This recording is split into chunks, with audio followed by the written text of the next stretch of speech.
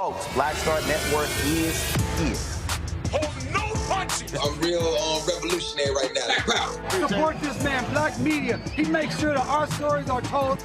Thank you for being the voice of Black America, Roland. Stay black. I love y'all. All momentum we have now, we have to keep this going. The video looks phenomenal. See, this difference between Black Star Network and Black-owned media and something like CNN. You can't be Black-owned media and be scared. It's time to be smart. Bring your eyeballs home. You dig?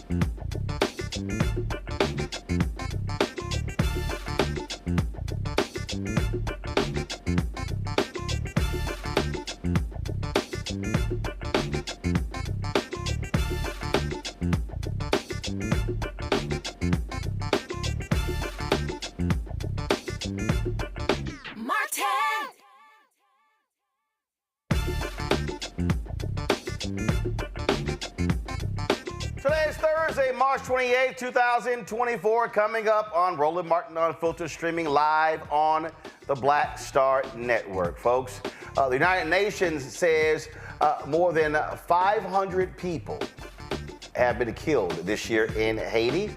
The Haiti Caucus co-chair, Florida Congresswoman Sheila Cherfilus-McCormick, is going to be joining us to talk about what is happening in the country and what more can be done by the United States. Tennessee Republicans, they did it. We told you, we tried to tell you.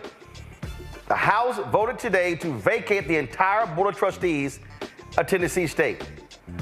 They also talked about this audit that was done. Y'all realize they spent more money on the audit than what they claim TSU supposedly didn't follow right procedures? We'll be talking with House Representative Harold Love about this particular issue. South Carolina gets to move forward this election cycle with congressional maps that already rule unconstitutional based upon race. While voters are waiting for the Supreme Court to decide the case, which they heard in October. What the hell?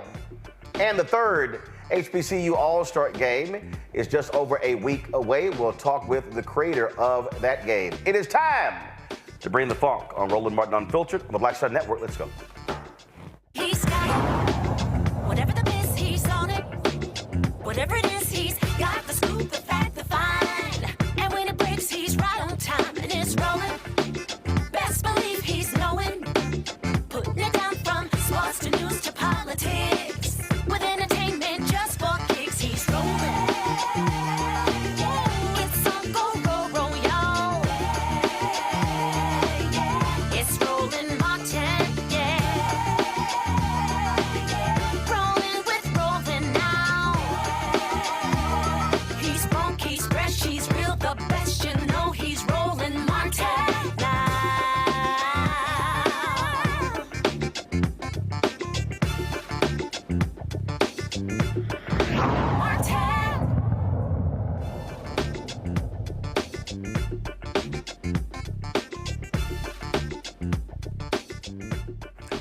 While members of Haiti's International Presidential Council are near being officially installed, the UN says more than 1,500 people have been killed in Haiti this year. Violent gangs continue to ravage the struggling country and growing stronger as homeless children are being swept into the chaos. The co-chair of the U.S. House Haiti Caucus, Congresswoman Sheila Cherfilus-McCormick, joins us right now. She is quite familiar with what's happening right there. Congresswoman, glad to have you here.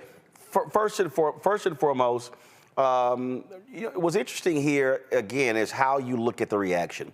You've got folks on the right who are, oh my God, the Haitian migrants are coming.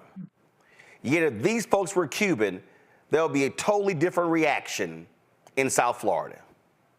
You're 100% correct. Instead of them looking at the humanity of these people and what's going on, they're sitting there trying to make it politicize it by saying, oh, there's going to be a Haitian invasion. Haitian people are going to be coming in. But the truth is we haven't seen elevated numbers of Haitian people hitting the shores just yet. But what we are seeing is a need to help right now. So instead of us trying to fear monger, what we need to focus on is making sure that we can do everything to prevent Haitian people from going to the sea. And doing that was for us to know right now we need security and we actually need a government.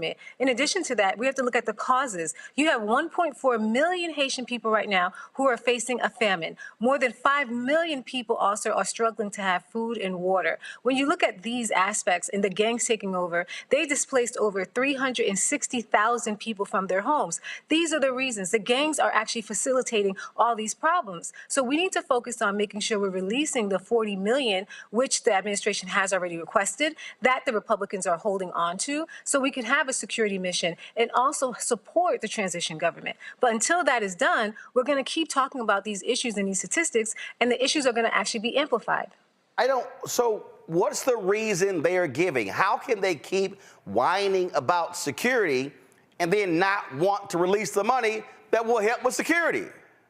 They're seeing it as a game. So they're saying, well, they need this report. They need this briefing. We've had over 65 briefings with the State Department. Then they said they need a government. Right now, we have a transition government that's coming together, but without having the funds there, Kenya is at a deadlock because they need the money to start putting everything together. The transition government needs security. So even once they're ratified, they still need someone to support them. So their excuses is really that. It's excuses. They're just trying to create a political climate so they can fearmonger people who already have a problem with immigrants. And so it could be a political tool. But while they're trying to use this political tool, we have people who are really dying. We have Americans who are trying to evacuate who can't get out of Haiti. We have people who are looking at famine. So this is absolutely ridiculous. And at the heart of it, it is a racist issue, right? Because like you said, if we were talking about Ukraine, you had Putin taking over Ukraine, but right now we have gangs taking over Haiti right in our backyard. We see more drug trafficking and gun trafficking in Haiti than we see anywhere else in the Caribbean in our backyard. So why isn't this rising to the level of a national security issue? Why isn't everyone seeing it as a national security issue?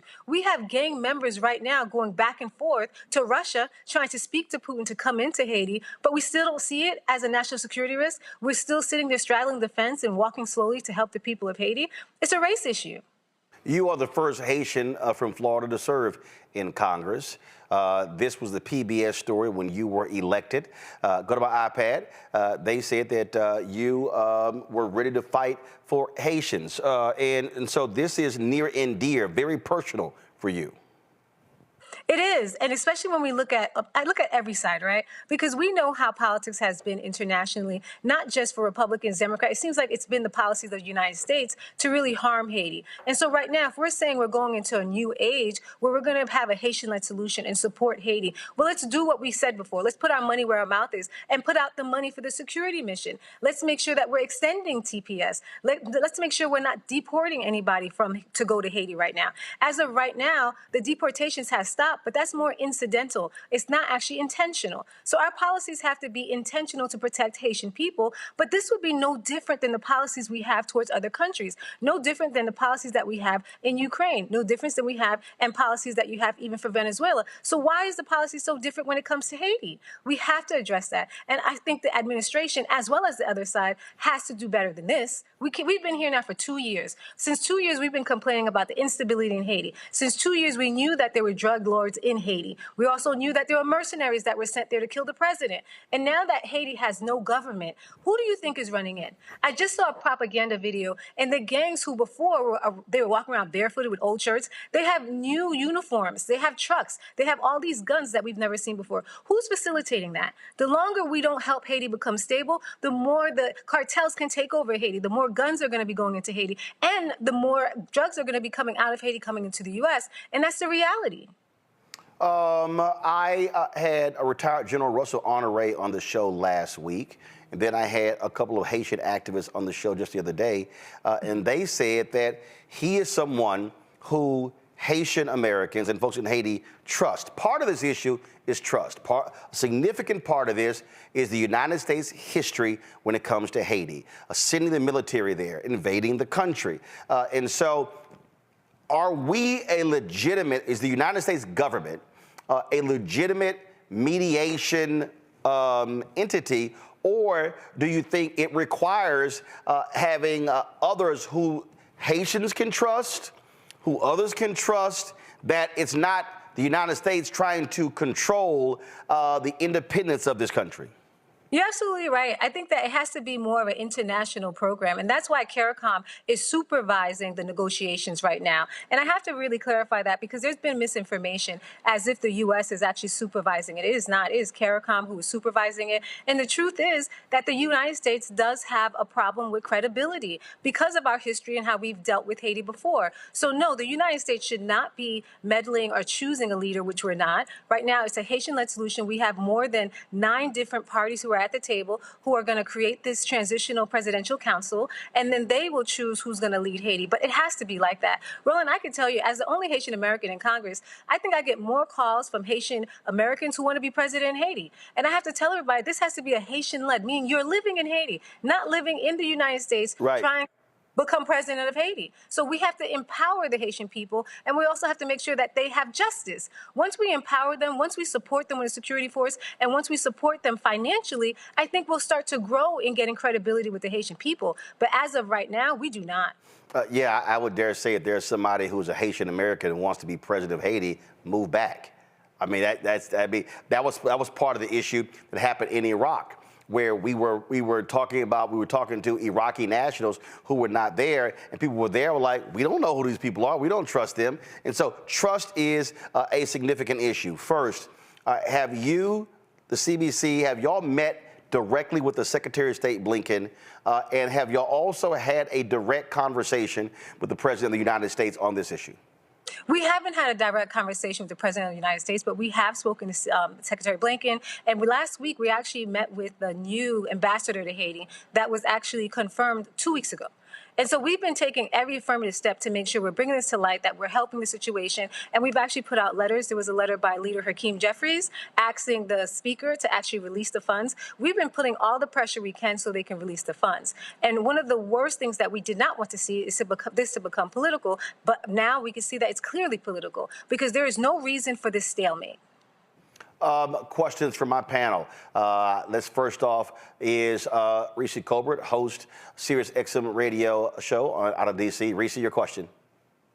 Congresswoman, thank you for being here and for really shedding light on what you refer to as disinformation. Can you clear up any other misconceptions about the American response as well as what people think is happening in Haiti that would help people be more on board with American taxpayer dollars becoming more of an instrumental part of the response?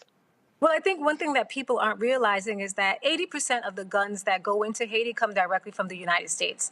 And that is part of the problem, which has been going on now, like I said, for 2 years. So the gangs have been getting stronger and stronger, terrifying people with American-made guns. And if you understand our participation in that, why we're losing credibility with Haitian people, is for that reason. So I recently introduced the Catch Act so we could start catching some of these guns and stopping them from coming in. But we do have a responsibility to help with the security mission because we're part of the problem.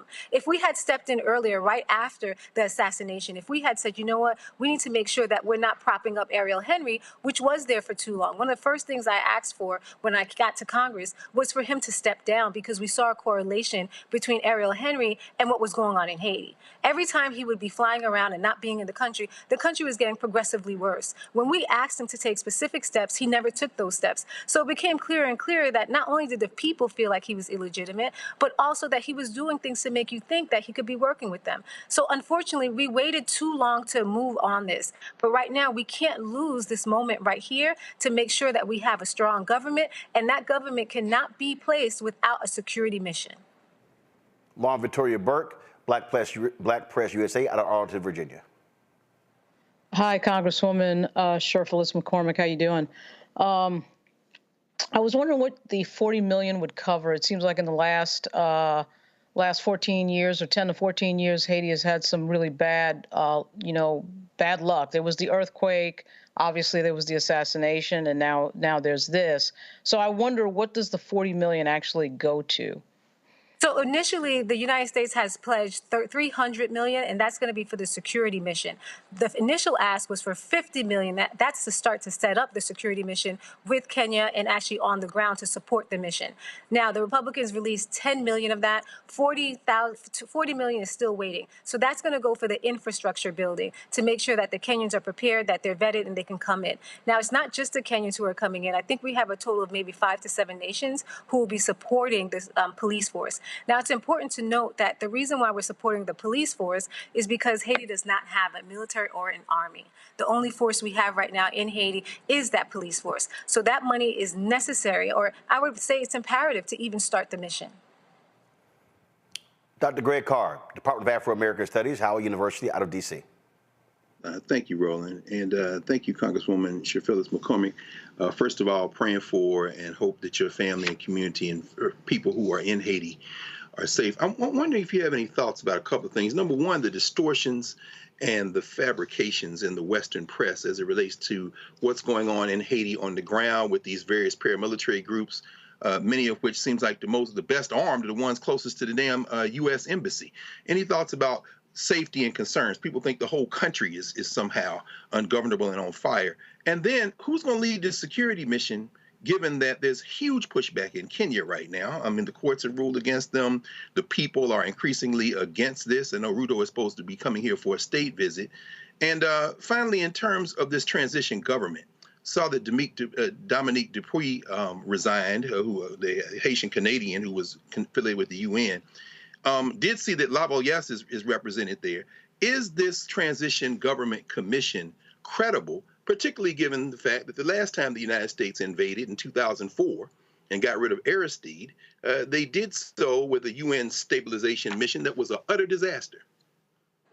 Well, we have to look at the parties who are at the table. Right now, there's 9 parties at the table. There's 7 parties who are actually voting members, and they all represent different parties within Haiti. So you do have Lavalas, you have Petit Dessalines, you have the Montana Group, you have EDE. I can't remember all of them, but you have a wide consortium of people who are actually in Haiti. If there was an election, they would be part of the election process. So I think that's what brings their credibility. In addition to that, you also have the faith-based groups who are there, and you have the private sector. So that, I believe, is the most credible that you can get when you have actual Haitian people. Now, with our past missions that we've had, I mean, everybody can admit that those past missions were not successful. This is why people were looking for, the international community was looking for a group who can come in who has a good reputation when it comes to actually completing a mission and who can lead that mission. So we're finding countries, not just like Kenya, but also Benin and other countries. Jamaica has pledged police forces. I think there's other Caribbean pledged Caribbean forces. So we're looking at a more of a diverse and more culturally competent force. Now, can that force be successful? If you look at that resolution, we were specific in demanding that they have actual safeguards to protect the people, not just from waste management and what we saw last time from cholera, but also vetting the people who will be coming in. Every single personnel who comes in will be vetted as a mechanism to protect them. We're looking at also more security measures. So if people see something they need to report them, it's easily reportable. So we're doing everything in our power to try to make sure that this mission is successful. But to be honest with you, there is no silver bullet. Haiti didn't get here overnight, and there was a lot of meddling from the United States for centuries that helped Haiti get to where it is. And it was punishment to Haiti because Haiti was the first republic, and they supported Black people being free throughout the entire world. So when we understand the context of it, we understand how much work it's going to take to go forward and how much of an obligation and responsibility the United States has to recompense Haiti for what it's done to Haiti. I want to play this and get your reaction because I was reading a story in The Nation that these comments greatly upset a lot of folks in Haiti. This is from a former U.S. ambassador to Haiti, Pamela White. I'm sure you've already seen this here, but for our audience who is not, folks, listen to this. And Ambassador White, thank you so much for joining us today. Thank you for having me. This is a very concerning situation in Haiti. Gangs have pretty much taken control of the country. The prime minister forced to shut down, and he wasn't even in the country when this happened. Can you give us the very latest about what is going on? Yeah, well, I can give you from where I'm sitting here in South Carolina what I'm talking to many, many people in Haiti. They're very distressed, and I know we don't have a lot of time, but I do want to make a couple of points. And one is I talked to Guy Philippe yesterday, and I know that he's sort of put as being one of the bad boys, but in my opinion, he's someone that can help with the situation, and I believe we should be dealing with him. We dealt with the Duvaliers for 20 plus years. We can certainly deal with Guy Philippe. He's charismatic, he's bright, he's articulate, and he has many, many people that are following him, and I think he can be part of the solution. I think that even Barbecue, Jimmy C, can be part of the solution. I don't think that 1,000 Kenyan troops for the tune of $237 million are going to turn the situation around in Haiti. And my last really important point is this new 7-person council, transition council. I don't know transition to what, because we're in a total failed state in Haiti. But in any case, if one of the people that are appointed on that 7-person council are the elite, the names that we have heard, the political elite, the private sector elite, even one, the people that have mansions in the hills of Port-au-Prince, Petronville and above, the people who have mansions in Florida and send their kids to Ivy League schools. Those people, if there's even one, it's going to fail, dead on arrival. So I don't know who the names are. I don't know who's being considered. I have not any clue, but I do know. So folks are saying, wait a minute, you want to include 2 gang leaders as part of the solution? Your take on what this former U.S. ambassador to Haiti said? I was about to pass out when I heard this, because I said this lady must be crazy. For you to think that a gang leader, a self-proclaimed gang person, drug dealer, and the gangs that we should be working with, Barbecue, who has been killing, brutalizing, raping women and children and boys and girls, that we should work with them, that would actually help the people of Haiti is crazy. It's insulting when she says he's charismatic, he speaks well. I mean, these are all the racist things that people say all the time, that we hear all the time. But what's even more offensive is that she used to be the ambassador of Haiti. So when we hear someone who used to be the ambassador of Haiti saying the craziest things, I mean, could we not see how we were implicit in destroying Haiti to begin with?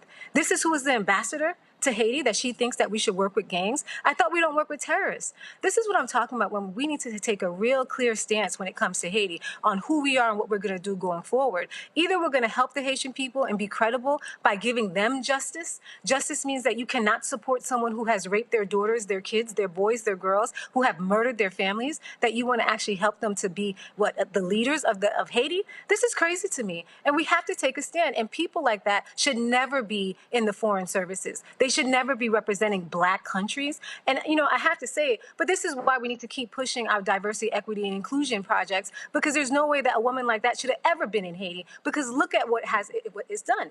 Look at what she's even saying now. So to me, it's more than repulsive. I just wanted to pass out of my chair for her to say that. Well, it certainly was strange. And again, what happens is when she goes on television and they say, oh, former U.S. ambassador to Haiti, they give her lots of credibility in doing so. And she was the ambassador there, my understanding, 2012 to 2015. So that was under President Barack Obama. Last question for you, and that is, I go back, who is the state? I go back to what the Haitian activist said about General Russell Honoré.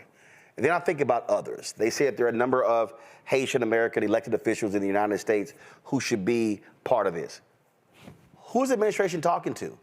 Are they actually leaning on and talking to people who are Haitian American, who have credibility, who can help with this? Who are they dealing with? So the administration has been talking to Haitian Americans. There's been a lot of people at the table, but I have to make it and be very, very clear. The negotiations for who's going to be running this transition government is by CARICOM. It is a Haitian-led solution. It's a Haitian-led team. They live in Haiti. And so I think we need to be clear when you see people from the Haitian diaspora who want the U.S. to step in and make decisions on behalf of Haitian people. This has been traditionally the problem. And so even I'm opposed to having the diaspora step in and dictate where Haiti's going. If you go to Haiti, if I was to go to Haiti right now, they would call me a diaspora, because that's to identify that I wasn't born in Haiti, that I live in the United States, that I'm an American. So even the people of Haiti see a difference between the diaspora and also Haitians who live in Haiti. And that's why we have to keep focusing on that we have a Haitian-led solution, a real Haitian-led solution, not people who live in the United States, who live in my district in Florida, who say they want to go and run Haiti. And so that's been the emphasis. And right now, CARICOM has been supervising that conversation. We have 9 parties who are Haitian parties who are doing it, who live in Haiti, who are part of the political parties, and who have been part of politics in Haiti for a long time. And I do believe that's the first step in getting credibility with the Haitian people on the ground. Congresswoman, glad to have you on the show. Let us know you want to come back and give us an update on what's happening. Hopefully, we will see some form of resolution to achieve peace there in Haiti. Thanks a lot. Thank you for having me. Folks, got to go to a break. We come back. Tennessee State dealing with all sorts of attacks from the Republican-led legislature. Today, the House voted to gut the entire Board of Trustees. We'll talk about that next with State Representative Harold Love. You're watching Roland Martin Unfiltered right here on the Black Star Network. Fanbase is pioneering a new era of social media for the creator economy. This next generation social media app with over 600,000 users is raising $17 million, and now is your chance to invest. For details on how to invest, visit startengine.com/fanbase or scan the QR code. Another way we're giving you the freedom to be you without limits. Next on the Black Table with me, Greg Carr, we look at one of the most influential and prominent Black Americans of the 20th century. His work literally changed the world. Among other things, he played a major role in creating the United Nations. He was the first African American and first person of color to win the Nobel Peace Prize. And yet today, he is hardly a household name. We're talking, of course, about Ralph J. Bunche. A new book refers to him as the absolutely indispensable man. His lifelong interest and passion in racial justice, specifically in the form of colonialism. And he saw his work as an activist and advocate for the Black community here in the United States as just the other side of the coin of his work trying to roll back European empire in Africa. Author Cal Rostiala will join us to share his incredible story. That's on the next Black Table, here on the Black Star Network. I am Tommy Davidson. I play Oscar on Proud Family, Louder and Prouder. Right now, I'm rolling with Roland Martin, unfiltered, uncut, unplugged, and undamn believable. You hear me?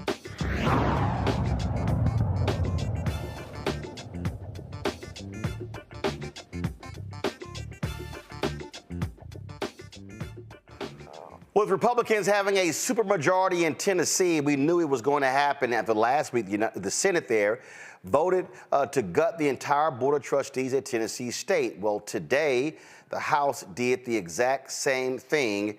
This is what happened. Over the last couple of years in this body, we've had some tumultuous times. And I talked to my friends on the other side of the aisle, and they're talking about, hey, you know, we're getting labeled as things that we aren't. And I agree. I know many of my friends on the other side of the aisle. I know their hearts. You know, I have conversations with them. We go out. You know, I think if they felt a way, they would slip up and say something. But ladies and gentlemen, the optics of this today are awful. If you can't look at this and see that the optics of what you're doing today is awful, you need to take your blinders off. I mean, you're going down the same path you did last year, and then you're going to look at yourself and say, we didn't mean to do that. We didn't mean to look that way. Well, you're doing it again. I'm stopping you before you drive off the cliff. I'm stopping you before you get on Saturday Night Live again. I'm warning you. I'm telling you, I'm helping you out here because I know many of you, and no one should accuse you of being anything but coming up here to serve to the best of your ability. But you're driving off the cliff right now. You know, I worked in GovOp many years as a staffer. I've seen many audits of many universities that look horrendous. Have we ever vacated an entire board of a university before? Have we ever done that? But an HBCU that we owe $2 billion to, oh yeah, we're gonna take their board. You know, we're gonna hold them hostage, and we're gonna say you need to shut up about your $2 billion because we're gonna vacate your board. And if you say anything else, we'll do something else to you. You better sit down and shut up and accept the crumbs we send you. The optics of this are horrendous. You're going off the cliff. Don't do it. Don't do it to yourself and then wonder why the press is attacking you and saying things. You're doing it to yourself. Stop. You know, just because somebody puts a thumb up in the air doesn't mean you have to vote with them. You got a mind of your own. You know how you feel.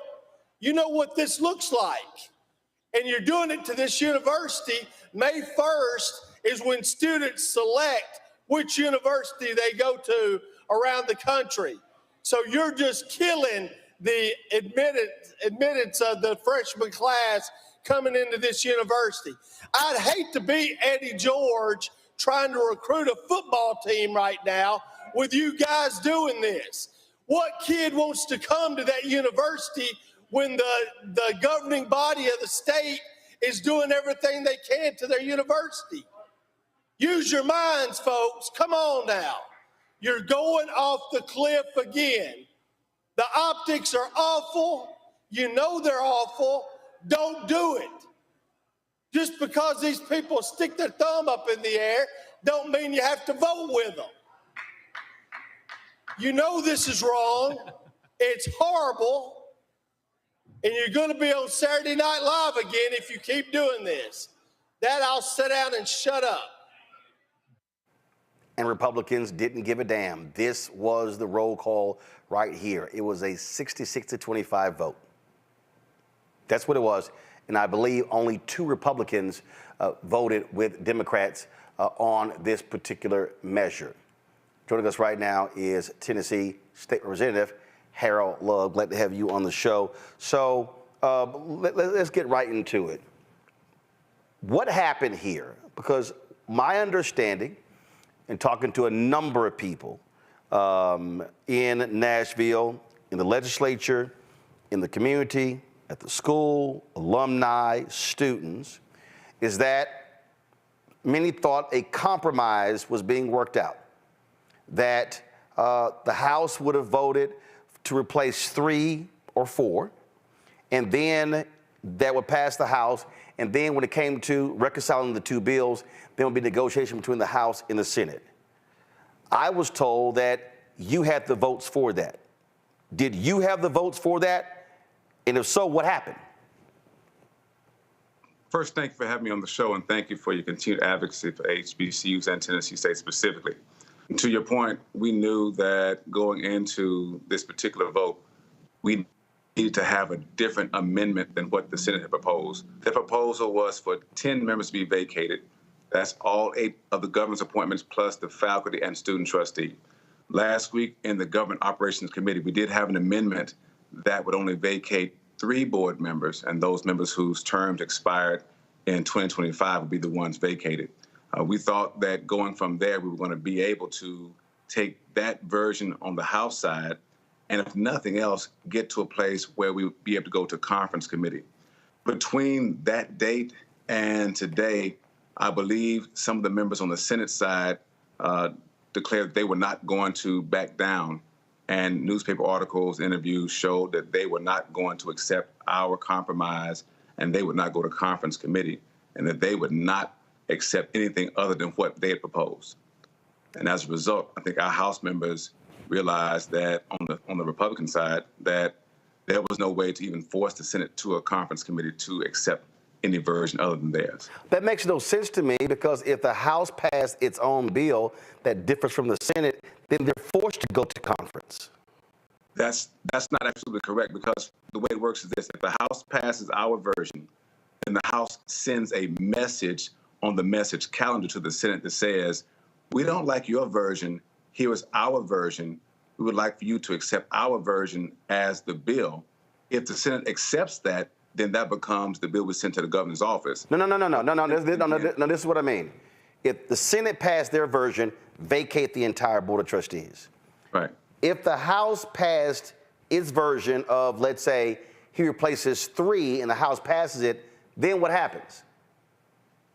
Here are the options. If the House passes that version, we have a thing called the message calendar, which then sends the Senate our version to say, we don't want to adopt your version. Here is our version we want you to adopt. Right. The Senate then has the option to either refuse our version or accept it. So if the Senate then refused your version, then what happens? If they refuse our version, then they want us to accept their version. And if y'all don't accept their version, then what happens? Then the bill doesn't pass at all. So conference committee is an option. It's not a requirement. Wow. So it's either my way or the highway. And that's what one of the senators said in the newspaper, that he felt as though their version was the best one and that he was advising the House to take up their version, or else there would be no compromise. So I'm trying to understand why they believe their version was the best one. Now, granted, the state comptroller did an analysis, and then they authorized an audit to be done.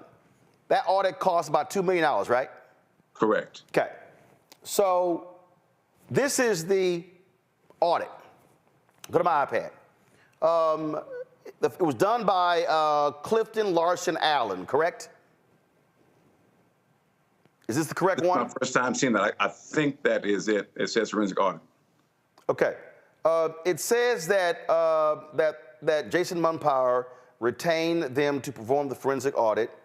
And it says that, as you are aware, a forensic audit is performed largely to uncover fraud or criminal behavior.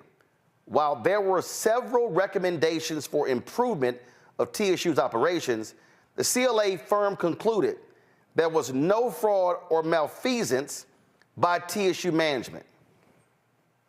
So if there's no fraud or no malfeasance, why in the hell are we here with replacing the entire Board of Trustees?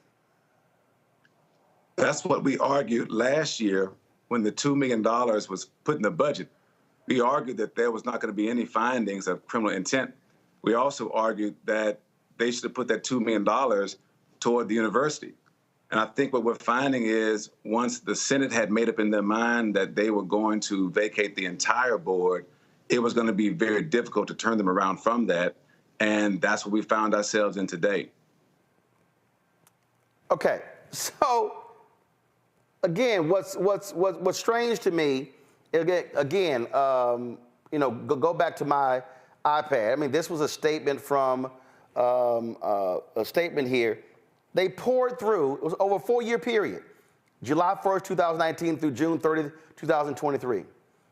They went through 2 million emails, 500,000 documents, no fraud. They laid out some changes that need to be made in terms of reporting information to the federal government, things along those lines.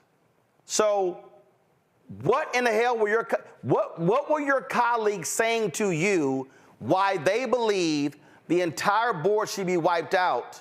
What were they actually saying to you? Right. So their response was that over the years, the many audits that Tennessee State had had in front of the Government Operations Committee for the sunset hearing warranted this action. On the House floor today, my point that I argued was that we got funding last year, and I was hoping that we'd get more funding this year to address the $544 million.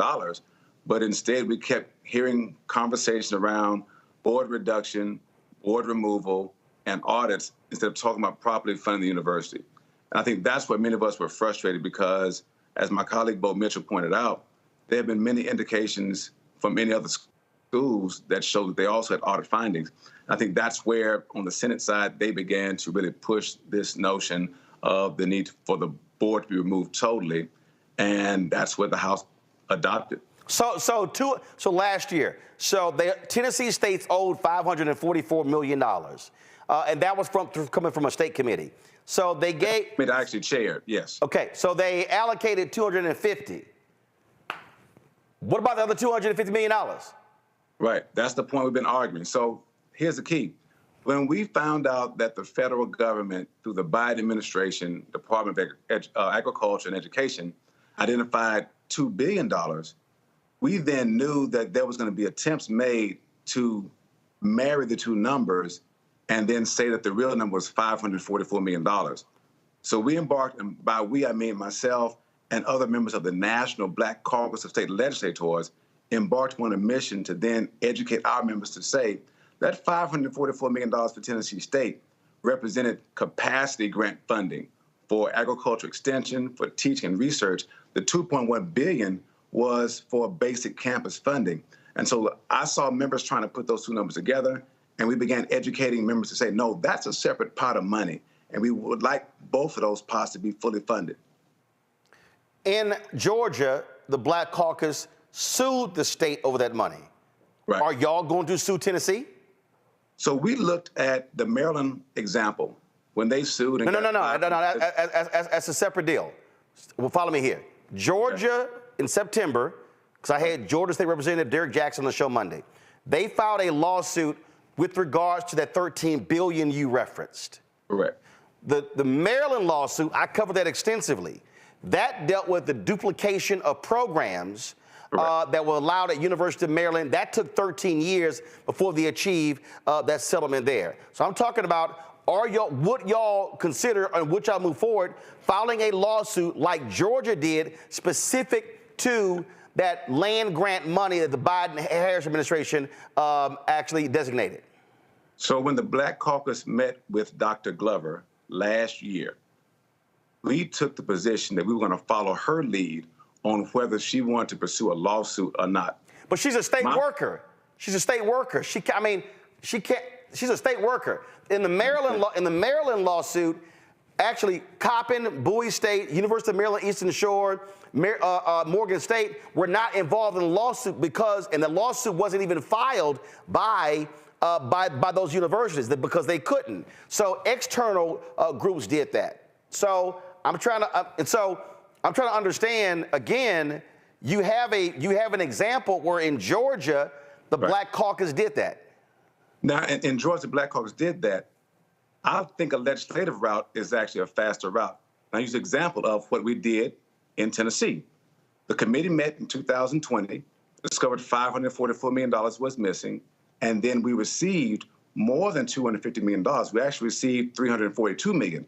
It was $250 million for infrastructure, $60 million for a new engineering building, and then $32 million for an agriculture building, all to address that issue. I'm not sure if the Georgia lawsuit is going forward. We did also see that. No, the Georgia lawsuit is going forward because I had the Georgia representative on this show on Monday. Right, I saw that episode. Okay. And I don't know what their results are so far. I do know that in Florida, they also sued, but that case was thrown out. Well, first of all, you had a group of students that sued in Florida, and so the question there became when it came to standing. So I do want to. Now, I do know the school brought someone in to look at the possibility. I don't know where that case is right now with Tennessee State. They had a town hall, and Attorney Crump came in. I don't know where that is right now. Okay, so now, has the governor signed this bill yet? I don't know. I knew it was signed by the speaker and by the lieutenant governor and was sent to the governor's desk today. Okay, so that means that the Board of Trustees has been engaged in finding a new president. They've identified 3 candidates. Is this board going to be allowed to pick that president? Or the moment the governor signs that bill, does that wipe out all the work that they've done and now the process must start over? I think if we look at the statutes, if the new board is put in place very soon, then that new board is the only entity that has the authority to hire a president. So the old board would not be able to do that. The new board would be the ones who would be hiring. I'm not sure what their idea would be. I don't know who the new board members are. So I don't know what their perspective may be. Right, because the governor has to name those new board members. We have to confirm them. Governor Bill Lee has signed the bill into law. So you say you have to confirm them, which means that, again, until those board members are replaced with new appointees, do those board even though the governor signed this into law, what happens right now with the current board? Like, so if the governor signed to law, then correct? Yes, he's already signed it. All right. So then that means that all those board members are now removed, and he'll have to replace them with new appointees. But y'all have to approve those new appointees. So as we sit right now, there is no governing structure other than the president's office. There's no trustee governing structure over Tennessee State right now. No, the law says that those appointees take office at the moment he appoints them, and then we confirm them after that. But he hasn't appointed. So how do you take office until you're confirmed? So that's the way the law reads, that if they're appointed, then they come before us for confirmation. Okay, I'm gonna go. Okay, so let me. First of all, I'm gonna come back to the whole point of the lawsuit because I think that's critically important. But I got a couple other questions. I don't particularly. Okay, so first we already dealt with that issue in terms of the presidency. I hate when people are sitting here going back and forth and speculating, throwing stuff out, and that is here. Folks were sending me all kind of emails and text messages saying that Representative Love would like to be the interim president. He would like to be considered for the presidency. Would you say right now that you have no interest in being the interim president of Tennessee State, no interest in being the president of Tennessee State? Yes, I will say that I have no interest in being the interim or permanent president. And I'll tell you why.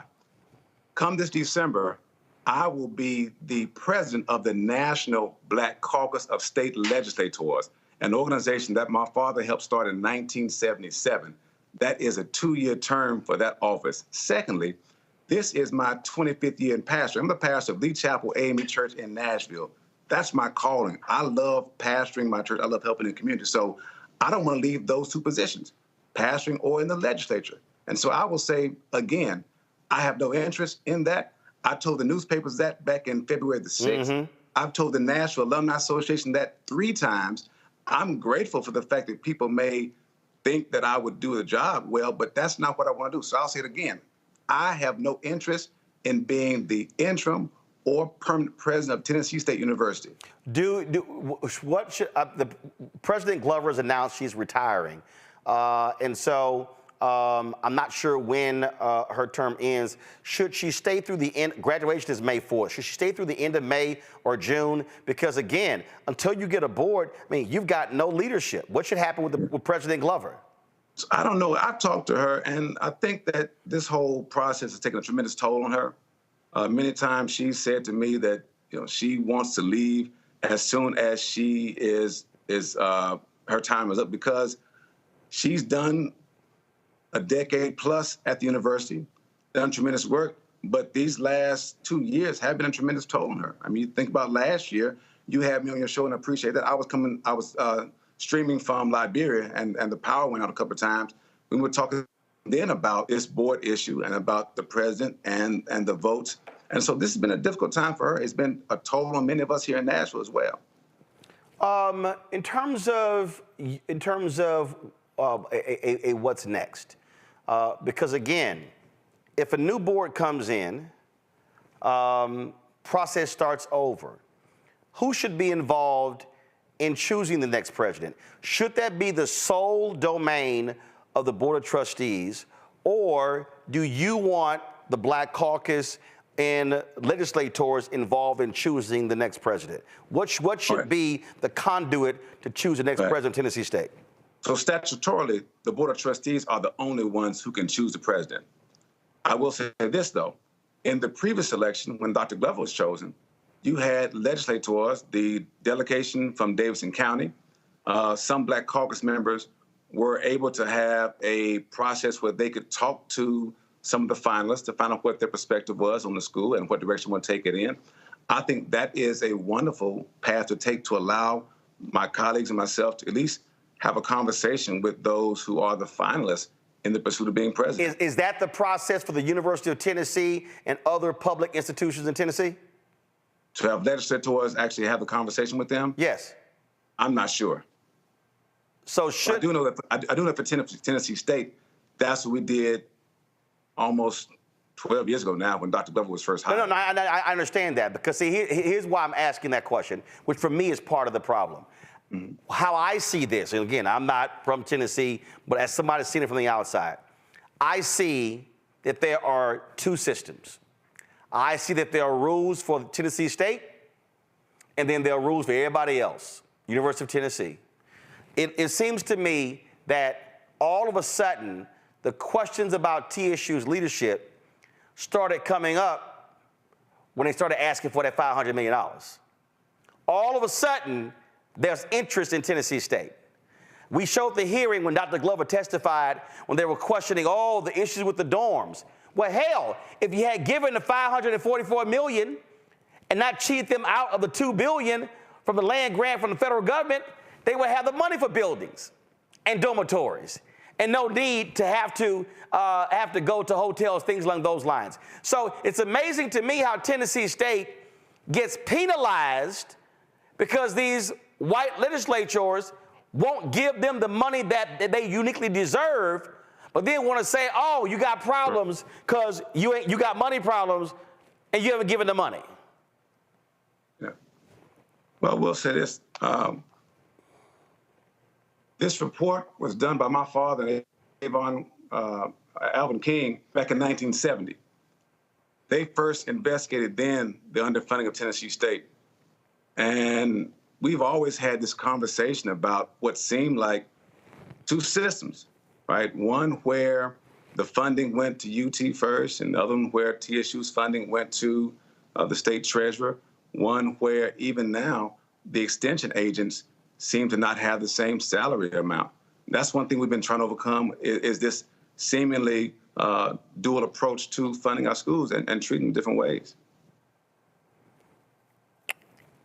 Couple of questions before I go to break, because my panel's got some questions, including former student government president and Tennessee State graduate, Dr. Greg Carr. And that is,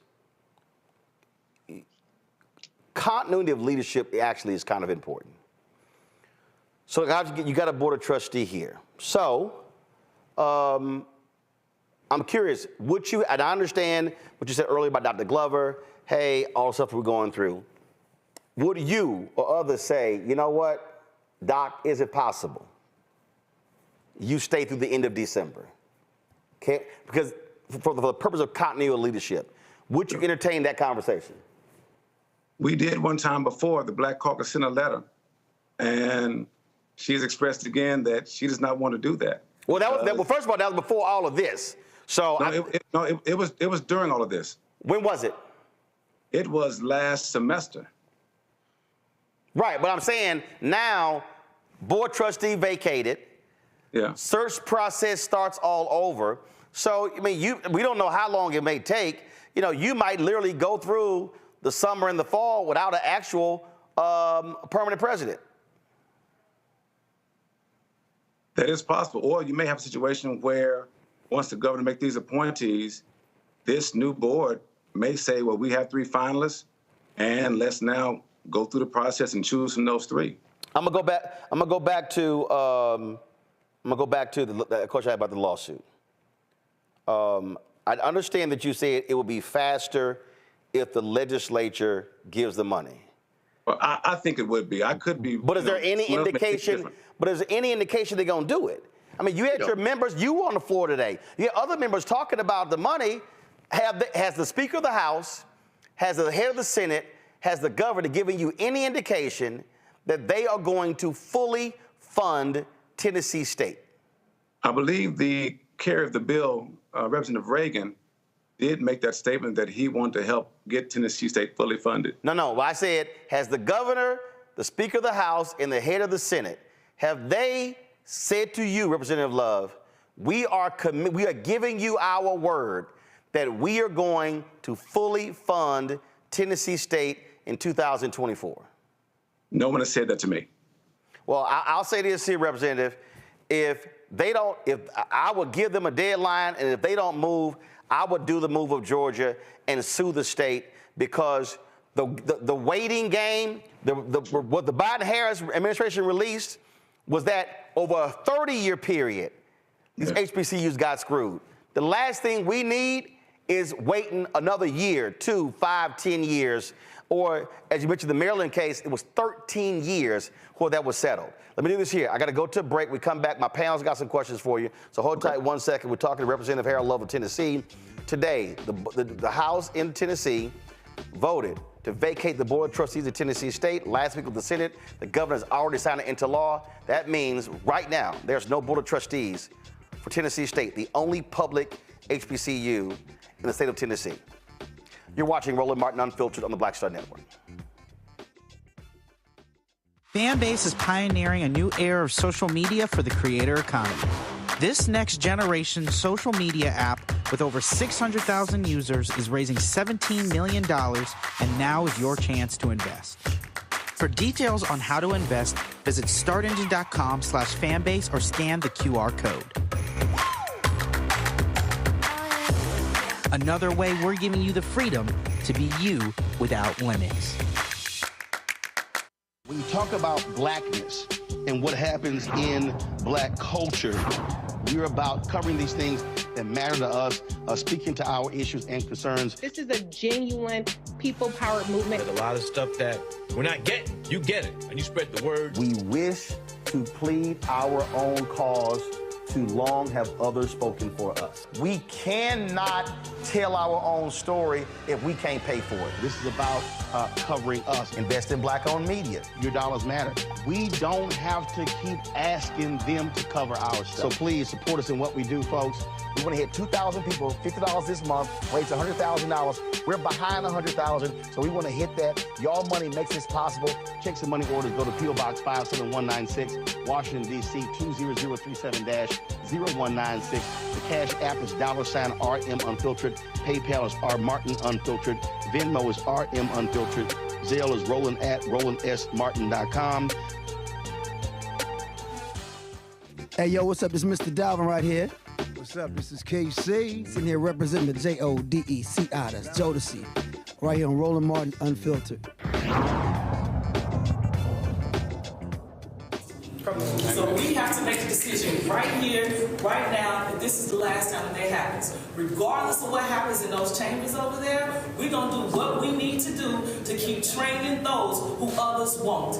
That has been the motto for TSU since the day that I've been born, and it will continue to be that. Fight for the things that you want, fight for the things that you need, and fight for the things that you believe in. Yeah. I believe in Black America. Yeah. I believe in Black Tuesday. There were students who were protesting today. They were actually sitting in the gallery when that vote was taken. Various groups were involved in today's protest, partnering with Black Voters Matter. Let's go back to our conversation with Tennessee State Representative Harold Love. First up, asking questions is a Tennessee State graduate. He was a student body president when he was there at the school, Dr. Greg Carr. Greg, take it away. Thank you, Roland. Appreciate you, brother. Good to see you, Representative Love. I remember when you little fella running behind your big sister, Cheryl. She was Miss TSU the year body president. And, of course, remember your mom well when she ran the Student Services Center, Mary Love. So, honored ancestor. Listen, man, where are the strong voices in the legislature? And I mean that because you almost called the name of the person I'm thinking of immediately. You almost said Avon Williams when you brought him. Remember your father well as well. We had many fights, as you probably have heard, in the legislature because we often urged him, Rufus Jones, what was Harold Ford's father, asking them, Harold Ford Sr., y'all need to punch these white boys in the mouth. And that often put a fire under them. So I'm going to, ask you about a little fire in your belly, brother. These hillbillies are clearly running a white supremacist Boston right now in the legislature. When Roland asked you about the lawsuits, I thought about Avon Williams. I think he would be filing a lawsuit, maybe Title VI. I would encourage you to reach out maybe to Alvin Chambliss. I'm wondering, where is the fire I mean, I heard the fire from Bo Mitchell's, but it shouldn't be a white man having to say that. I want to know when some of you legislatures in the Tennessee legislators with a supermajority that didn't go away anytime soon are going to go to the federal courts on this, brother. Great question. I'll tell you this. When we had the committee formed, that was one of the things that we wrestled with. Do we go with a lawsuit or do we try a legislative route? Once we got that data, we thought it best to go with the legislative route first and reserve the lawsuit in case we did not get any traction with that. So when the money came back, our plan was to return the next year and secure more funding. That $250 million plus was to work on the infrastructure, and the hope was to use the next tranche of money to work on academic programs. As I said today on the House floor, when I opened up with conversation about it, we got caught up in conversations about audits and boards, and it seemed as if everyone wanted to talk about that instead of the finances. That's why I asked my colleagues today, since they're so excited about vacating the board, that I would want them with that same fervor and fierceness, determination, and excitement to come back and fund the university. They're not going to do that, brother. Hold on, Ron. I just want to follow up. This is the bottom line. These white boys not playing with y'all. Do y'all understand? This is not about logic. It's not about an appeal. Now, I understand why Bo Mitchell said what he said, but Cameron Sexton and this hillbilly from Hickston, Bo Watson, they are not interested in logic. They are not, and I'm sure you remember, man, when Avon Williams, I want to say it was the Tennessean magazine, he was standing there and said, "Is this the angriest black man in America?" That's when Avon Williams was suing the hell out of them. That is where the Geyer opinion has its roots. That's why the downtown campus is named for him. They're not going to listen to logic, brother. In the words of Malcolm X, you're speaking a language they don't understand.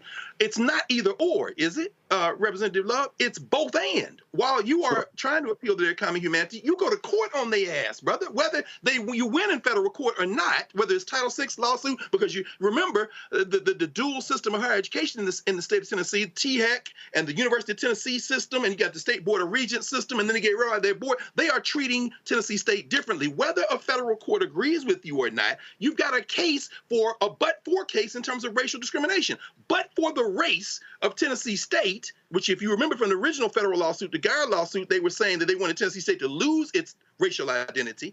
But for that, they would not have dismissed this board. Whether it's dismissed or not, them hillbillies don't care about Saturday Night Live. They can't spell Saturday night or live, and they don't watch it. That's why that punk was smirking in front of Bo Mitchell while he was talking. But I'm saying you got to go to court too, brother. If it's not y'all, get some people together. Where is the courage in the state of Tennessee right now?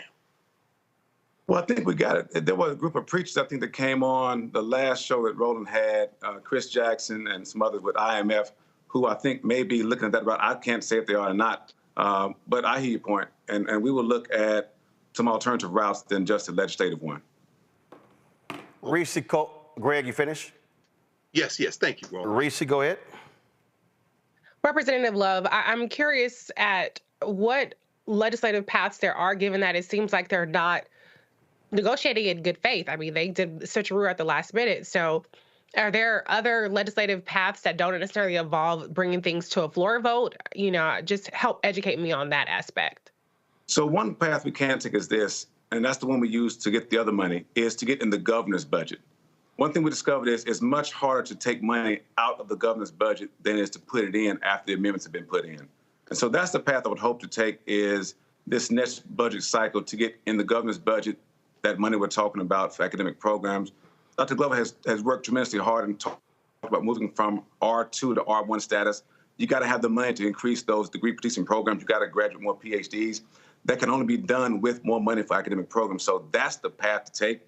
As I mentioned earlier, myself and Laura Hall have been talking about how we can both work together with our National Black Caucus to also bring some pressure to bear to say to our state legislators, this is the route we want to take to make sure that we do get some responses. And if I could, just for a moment, Roland, I did get an email a few minutes ago that the governor has made appointments to the board now. Do you know who they are? Yes. Who are they? Trevia Chapman, President, Bank of America in Memphis. Jeffrey Norfleet, Provost and Vice President for Administration, Shorter College in Arkansas. Marquita Qualls, Founder and Principal, Entropia Consulting. Terica Smith, Deputy Mayor and Director of Human Resources in Jackson, Tennessee. Charles Trauber, General Counsel, Division of Real Estate, Retail and Financial Service at Bridgestone Americas. Dwayne Tucker, CEO of Lead Public Schools, Kevin Williams, President and CEO of GAA Manufacturing, and Dakasha Winton, Senior Vice President of Chief Government Relations Officer at Blue Cross Blue Shield, Tennessee. And the press release says they're all TSU alums. Okay. Lead Public Schools is one ain't that funky charter school that Lee tried to foist off on the state of Tennessee last time? That's Lead, right? That was Hillsdale. Well, what's the name? What's the name of the public schools person? Lead Public Schools, Dwayne Tucker. Charter schools. Okay, here's what I'm trying to understand. Okay, one, it'd be great if you could text or email that to us. I would love to see it. So let me pull. Okay, got it. So one of the members I see right here. Now? Well, no, I'll let's see if I can pull it up. Give me 1 second. I'm gonna send it to your. Okay, you could just email me or to. So okay, so I just see it right here. So go to my iPad. So member of the. Okay, now let me be real clear. I am a. Everybody knows me. My initiative is called School Choice is a Black Choice. And I don't know the brother, but this is a university. I don't know of any other major universities where somebody who is the CEO of a charter school network would be on the board of trustees of a university. Now, again, if I pull up, matter of fact, Yeah, he was former chair of the TSU Foundation Board. Okay. He's from Nashville, Brother Carr, Dr. Carr. Okay. So I mean, clearly they had this list already made up when they get ready to run this Boston. Somebody got to fight these white boys, man. Now, I will say this. One thing I told the TSU alums on Tuesday was, when we saw the bill coming down, we wanted to make sure that we said, look, if it's going to be a situation where the board is vacated, we don't have the votes to stop it. Our goal is to start pressing the governor and start having public conversation about they need to all be TSU alums. That was something that wasn't the case before, because the state law only requires that there be 3 alums, whatever school it is, whether it's Austin Peay, MTSU, Tennessee Tech. Only 3 are required to be alums, and only 6 are required to live in the state. And so that's one thing that we pushed when we first started talking about these boards coming off. We said, look, we got to start thinking about this. And I told the students today, when they asked me, what's the next move? I said, the next move is we have to talk about what these boards can look like. So TSU Alumni Association actually at one of their meetings had a list together, and they sent that to the governor's office, I want to say maybe 3 weeks ago. Well, I mean, here's my position. And listen, there are 107 HBCUs. I've done the commencements for, I think, 19 HBCUs. I'm coming to you, Lauren. Hold on. I'm giving the commencement to Wilberforce in May. I've been on the campus speaking, broadcasting from 58 HBCUs. And one of the issues that I see with a lot of places has been the board of trustees. And I'm a firm believer in folk who have run organizations, who have had significant executive position. Go to my iPad. This is the members of the University of Tennessee Board of Trustees. A former president of PepsiCo, a partner in a law firm in Jackson, Tennessee, commissioner of the Agriculture for the State of Tennessee, former president and CEO, Nashville Electric Service, former senior advisor of product management for Cigna, attorney with a law firm in Memphis, executive chairman of AutoZone, former president and CEO of AutoZone, former CEO and chairman of Foster Farms, former president and CEO of Tyson Foods, co-owner of Mountain View Auto Group, attorney with a law firm in Nashville. Then you have your student trustee, and then you have a former CEO of a state collaborative of reforming education. All I'm saying that it's very interesting to me when I look at the resumes of folk who a lot of these governors pick for HBCUs compared to a Tennessee or a Texas or a Texas A&M. I take it you would really want folk on the Tennessee State Board who are CEOs, who have run businesses, who can actually raise money, who can bring in dollars to Tennessee State. Roland, how do they compare to the prior board? Oh, I'm gonna pull that up too. But I'm making a point. What typically happens with a lot of HBCU boards, especially at public institutions, I've seen it at Texas Southern University, the other TSU, and frankly, they've had folks on that board who the Republican governors would never appoint to Texas A&M or University of Texas. And so I'm looking at Kevin Williams. To your point, so I'm looking him up. He's the former CEO of GM in Canada. Good. Okay, that's one. Who else? I'm just curious about their backgrounds, because I'm sure you want folk who can properly, provide governance and lead the institution. Go ahead. No, I'm saying I just looked him up. Okay. Lauren, your question. Right. I'm pulling up right now the other names, but Lauren, go ahead. Representative Wood. So are we to understand right now as we sit here that there is no legal action being taken by any party who may have standing to sue the state for the money for the school? I mean, there's no one suing right now for the money that's outstanding that's due Tennessee State. It's my understanding that there is no one. I have heard several groups at several forums talk about getting a petition signed to get persons signed up for a lawsuit. Specifically, when Attorney Crump came to Tennessee State for the town hall, someone asked him a question about that. They even asked a question about whether former students whose scholarship and financial aid may have been affected because the school was not funded properly, if they would have standing. And the response, I think, was that they were looking into it. So to answer your question, I don't know of any specific group that is. I've just heard of several groups that have been looking to get people signed up in the possibility that they would have one. Okay, thank you. Go to my iPad. So you read the names. I'm just showing it. Sorry, folks. You should have told me it didn't have it connected. So here we go. Let me have it connected here. So I just want to, again, so the governor, this is the press release that the governor released appointing the new board trustees, touting each as an alum of TSU. Trevia Chapman, President, Bank of America, Memphis. Jeffrey Norfleet, Provost and Vice President for Administration, Shorter College. Marquita Qualls, Founder and Principal, Entropia Consulting. Tarika Smith, Deputy Mayor and Director of Human Resources, Madison County. I don't know. How big is Madison County? I'm just curious. That's Jackson, Tennessee. Oh, okay. Jackson, Tennessee.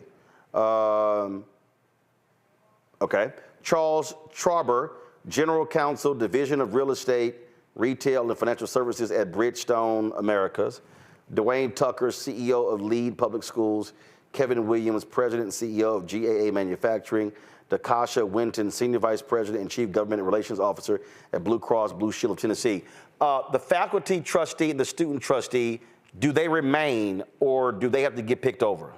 They have to be picked over. So the faculty would choose their trustee. The way the student trustee gets picked is the actual board members would pick that person. And I don't know the process that Tennessee State uses. I know some other schools have had a situation where the SGA will take applications and then interview the students, and then the president will pass those names on. But the board itself is responsible for choosing that student trustee. Last question for you. We're going to be in Nashville on Monday. We're going to be broadcasting from there. We're going to be at the forum.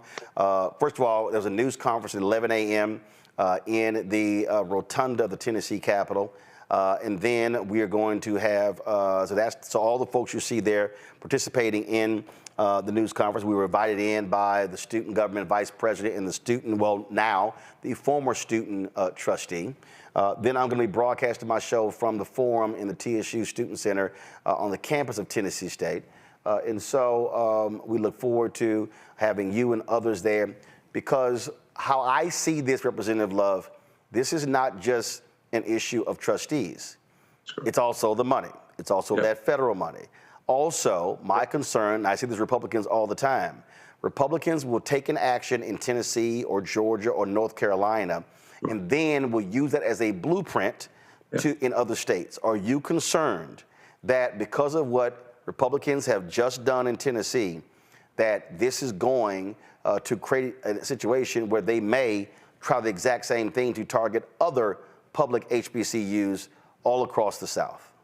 Absolutely. If I can say this again, you know, as my role starts as president-elect, started last year rather, and as president in December for the National Black Caucus of State Legislators, we immediately started having conversations with our colleagues in Arkansas, Alabama, Kentucky, New Orleans, Florida, because we all knew that there was the same blueprint for these other 18 land-grant HBCUs to have the governors refuse to identify and recognize the underfunding, again, in those two different buckets. And I can't say it loud enough. These are two different buckets. Those capacity grants and what the Biden administration identified, those are two different buckets. And we need all that money, and we need to make sure that we have all the resources and records so that if it's a lawsuit or a legislative route, at least people are equipped with the data to go in and say, here is empirical evidence. We discovered in Tennessee through that committee that in 1913, the state law said that UT's money goes straight to UT and TSU's money goes to the state treasurer first. And so we had to work through that process. And so, again, much of this is of concern to me. And that's why we're trying to make these strides, educate our legislators and our alums about the dangerousness of this being a nationwide effort.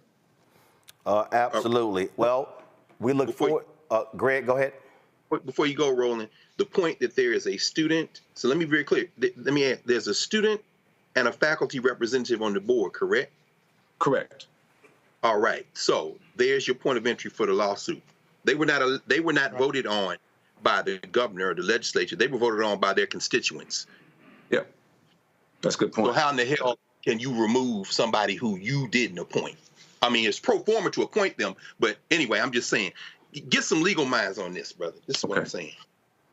Absolutely. I listen. I don't know of anything in America that black people have ever gotten where we didn't have to fight for it. And I fundamentally believe, and look, they have a supermajority, Representative Love. They can frankly ignore Democrats all day in the House and Senate. They cannot ignore a federal lawsuit. And that was federal money that actually was supposed to go to these HBCUs. And so that won't be a state lawsuit. That will be a federal lawsuit. I would really encourage y'all to hit them the legal route. And I would also say to all of those HBCUs in other states, in Georgia, in Tennessee, in West Virginia, in Texas, and on, hit all of them at the same time. That is needed. They've got to understand, we want that $13 billion. Yeah, 13 billion plus, because I'm convinced that it wasn't just 30 years. Oh, I agree. I mean, I agree. Get all of it. Yep. Get all of it. Representative Love, we appreciate it. We'll see you on Monday. Thank you. I'll see you there. Thank you. Folks, got to go to a break. So before this, kill the music. So why do I kill the music? Why do I want y'all to support what we do? That conversation we just had was a 50-minute conversation. Somebody sent me a text earlier, and they said, who has been covering this? Who's really been covering this stuff nationally? Other than us, nobody. Yeah, you see some other stuff. All these black people love watching MSNBC. Reverend Sharpton has done it for 3 or 4 weeks. We've been doing it for 15 months. That's just his show. Not at these daily shows. Not CNN. Sure as hell not Fox News. Not ABC. Not CBS. Not NBC. Why am I saying that? If y'all want to understand why black-owned media matters, this is what we're talking about. In fact, earlier today, this morning, is a perfect example. Somebody sent me a story where they posted the story. The New York Post posted a story saying that, we've identified the new owner of Revolt is Rich Dennis, who owns Essence, and he now owns the company. You can show it, y'all. Come on. No, you don't. The sale has not been finalized. Now, I done told you, Black Enterprise, keep reporting that. It's not true. Like literally, the New York Post story hit. I got a text message 3 minutes later. It's not true. If y'all want to understand why it matters, why black-owned media matters, this is a perfect example. We cannot leave this stuff to white mainstream media because they don't give a damn. They don't care. You heard that white Democrat say they're going to make fun of you on the Saturday Night Live. No, they not. The only reason that story went that big because they threw out the two black brothers and they kept the white woman. Saturday Night Live don't give a damn about no HBCU. Hell, I doubt Saturday Night Live even recruit at HBCUs. And so I need our people to understand that we have to build our own media ecosystem. And that takes resources. We set this show up. I did not want to charge for subscriptions. And I said, listen, we go a donor program. And I told everybody, I said, listen, we ain't going to send you no hats, T-shirts, mugs, towels, pens. We want all the money to go back into the show. You spend the money on a swag and a postage, hell, you ain't got money left over. And so this is what it's about. Y'all, I'm not lying. Ain't no billionaires, white or black, cutting us any checks. Ain't no millionaires cutting us any checks. We have built this brick by brick, and a lot of y'all have helped. And so when I say we've got to have our own, ain't no white network doing a town hall in Nashville on Monday. And I'm going to tell y'all right now, that's going to cost at a minimum $7,500. And that's on the cheap. That's for travel, hotel, per diem. I'm bringing 2 people down, our drivers driving our stuff down. That's what it's going to cost. Do we have to spend it on that? Nope. Are we spending it on that? Yes. Why? Because the same way it matters like we went down Bethune-Cookman.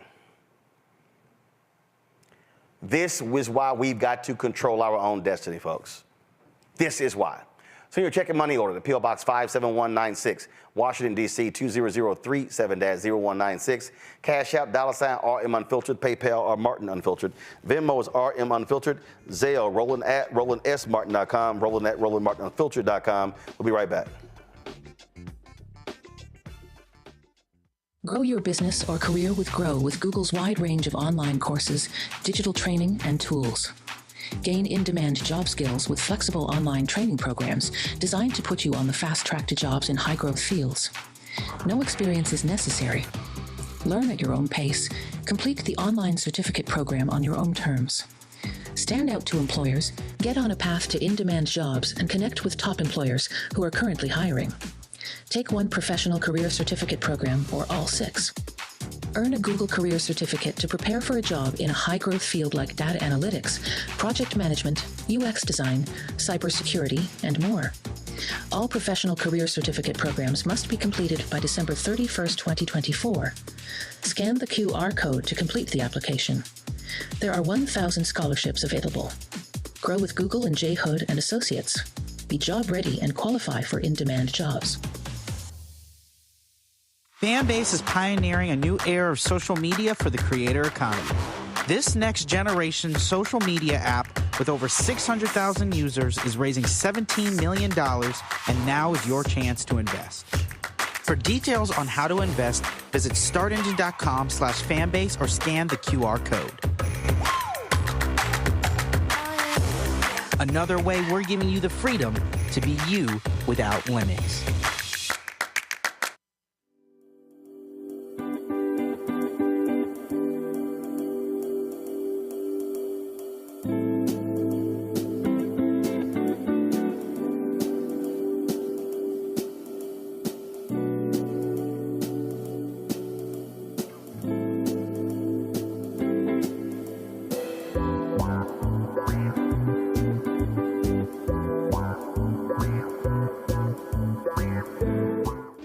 Shevray, and you know what you're watching, Roland Martin Unfiltered.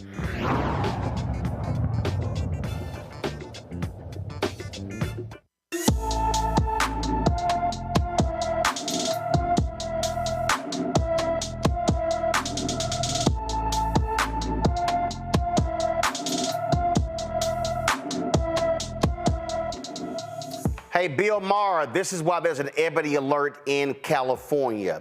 LaShondra Follins has been missing from her Minden, Louisiana home since February 24th. The 17-year-old is 5 feet 5 inches tall, weighs 110 pounds, with black hair and black eyes. Anyone with information about LaShondra Follins is urged to call the Minden, Louisiana Police Department at 318-371-4226, 318-371-4226. Folks, the Lincoln University Alumni Association Board of Directors in Missouri says it has issued a no confidence vote in the leadership of the Lincoln University Board of Curators following the report's release. First of all, they found no evidence of bullying against former Lincoln University Administrator Antoinette Bonnie Candia Bailey. She was the former Vice President for Student Affairs, who wrote a 12-page letter to Lincoln University President John Mosley, the alumni and faculty, accusing the president of bullying and harassment before she died by suicide on January 8th. The board of directors expressed concern with how the investigation was conducted by the law firm of Lewis Rice and questioned how interviews were selected. In a letter addressed to the board of curators, the Alumni Association said the following. They said, we were given a president with minimal athletic leadership abilities and placed in a role requiring even stronger critical thinking skills. As such, guys, please put the letter up.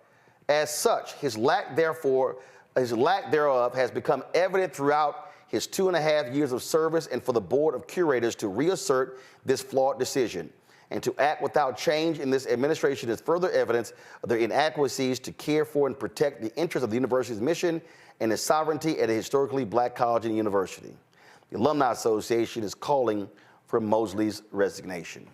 What we are seeing here, we read a lot of that letter on the air, Lauren, and man, it was brutal.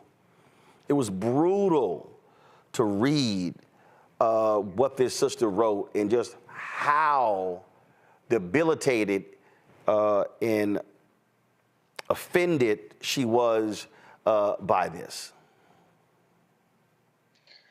Yeah, it's going to be hard to, I think, though, make that case moving forward, even with the letter. These cases are really hard to make when you have to figure out a way to make someone else responsible for the trauma that someone may have been going through, even though she documented it. So it'll be interesting to see how that moves forward. But it's a real tragedy that that happened, because obviously it didn't have to happen. Last Thursday, there was a group of young professors, black professors, who had a Zoom call. Actually, the Zoom call at the exact same time I was on the show. But I listened to the second hour of it, and they were talking about some of the experiences they've been having as professors at work around the country. And obviously, you know, there's a trend going on, an anti-blackness trend, and we see it with the DEI discussion and the CRT discussion. And this is all, to me, kicked off by Donald Trump, kicked off by the reaction to the presidency of Barack Obama, and it continues. And it continues on a lot of levels. And frankly, the forces of anti-blackness are becoming more and more organized. Indeed, this is where Reese oversight matters, and this is alumni saying, man, we don't trust this board at all. And this university has a very interesting history because for the longest, it was a majority white HBCU. In late as the 1990s, it was majority white. Then it began to switch. Now it's 56% black, 27% white. And so you've sort of had that dichotomy and that sort of battle back and forth. I mean, why are they protecting this man? I don't understand the board, that is. I don't know what more of an extreme vote of no confidence you can get than a person dying by suicide. How can you say there's no evidence when the allegation is a firsthand account from the person who took her own life? And, you can't just necessarily pin that on him.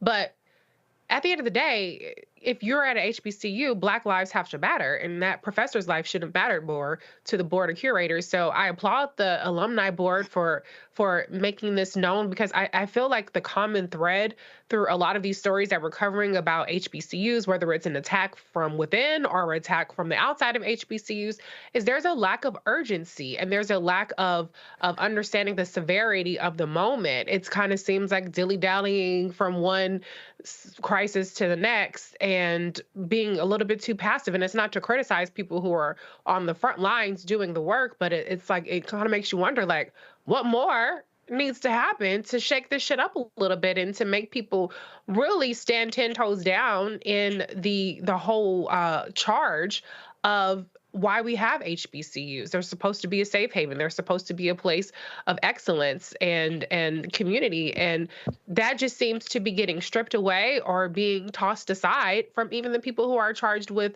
making sure that environment exists in that way. Greg?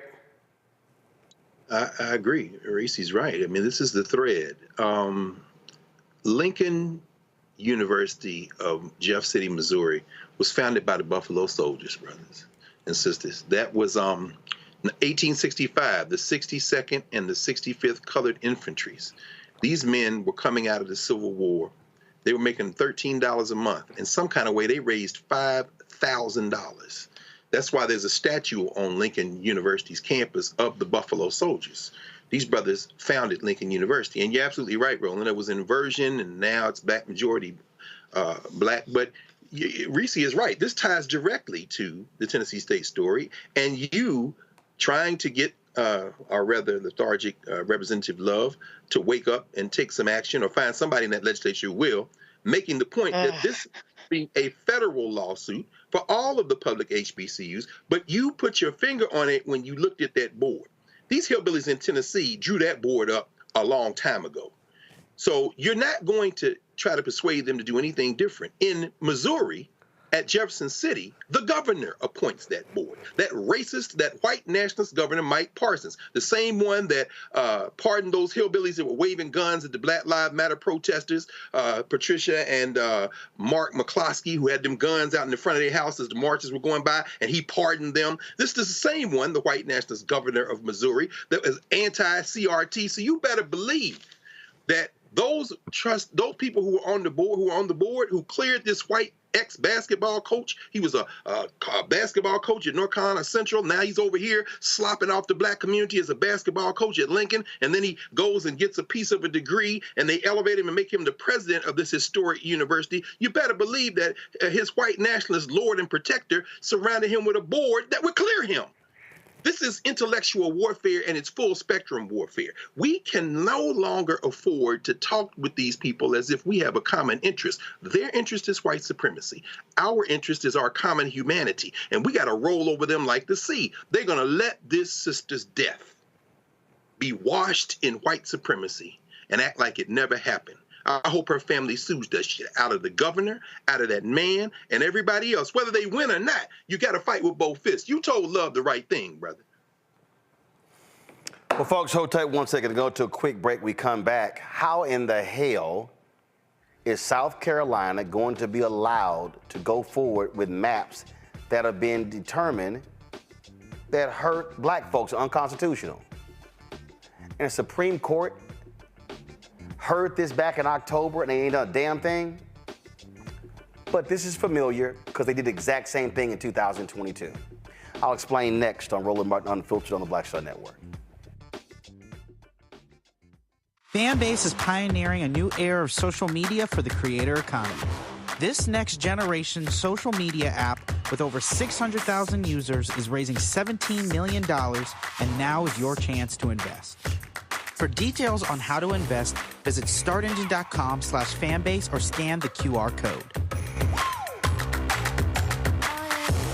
Another way we're giving you the freedom to be you without limits. bad as Trump was, his economy was worse, and Black America felt it the most. He cut health insurance while giving tax breaks to the wealthy and big business. As president, I put money in pockets and capped the cost of insulin at $35 a month. There's a lot more to do, but we can do it together. Farquhar, executive producer of Proud Family. You're watching Roland Martin Unfiltered.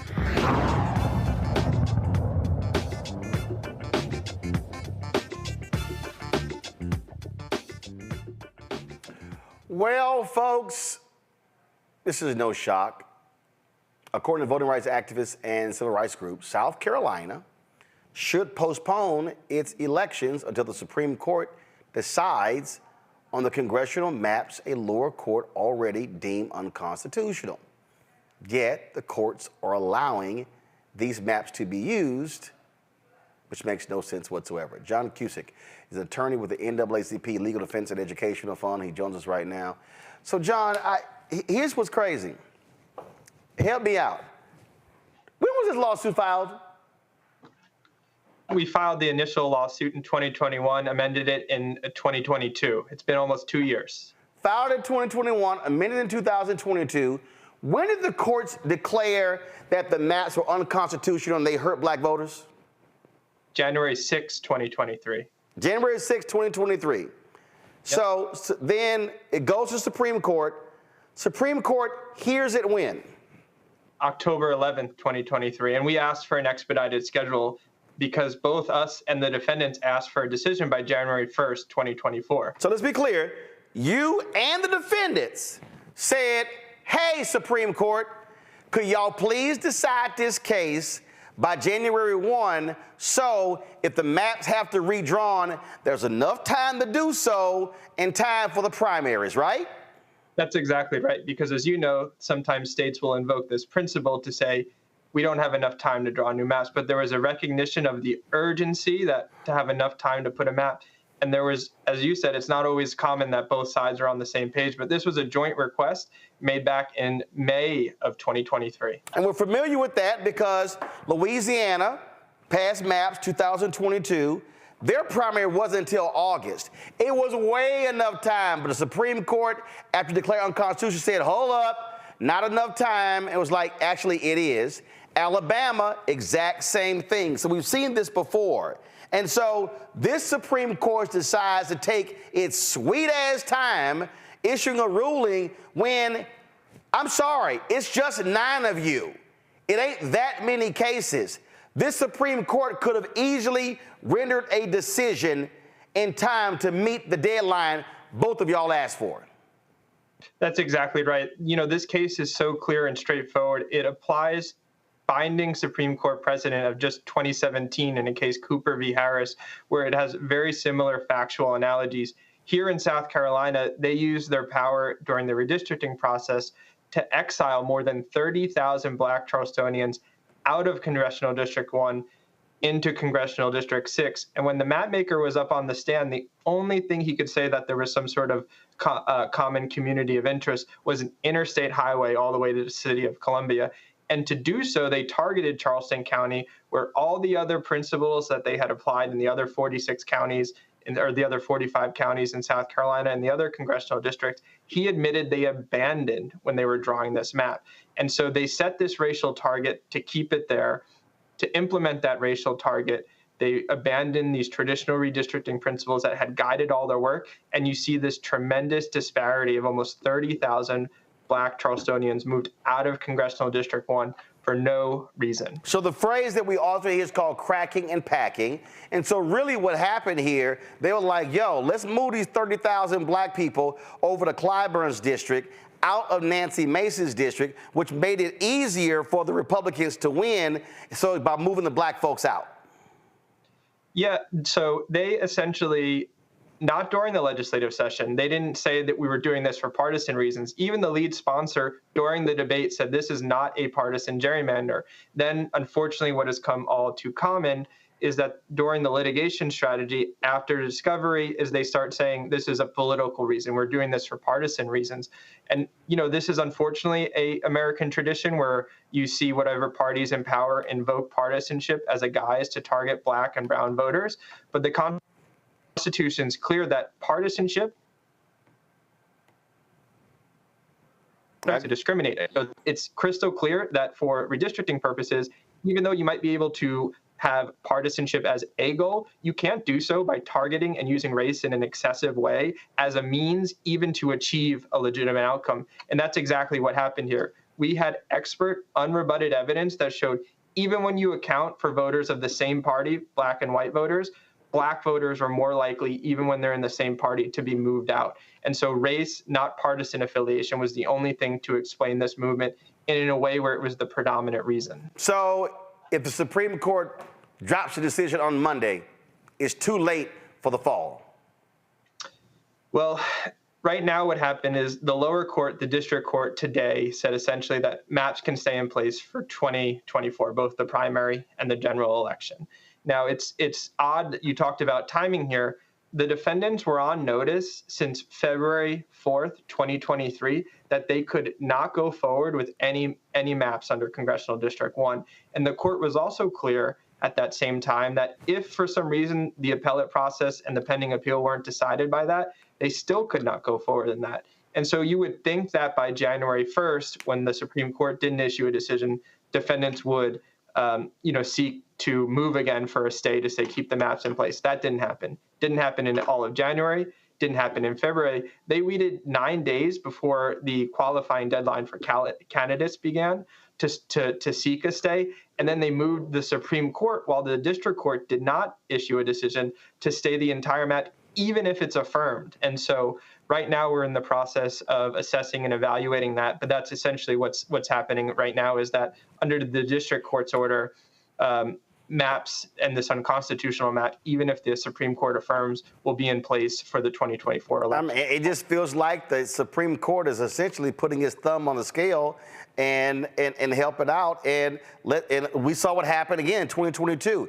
If they had allowed those maps in Louisiana and Alabama to be changed, Democrats could have likely held onto the House, because that's how razor thin these margins are.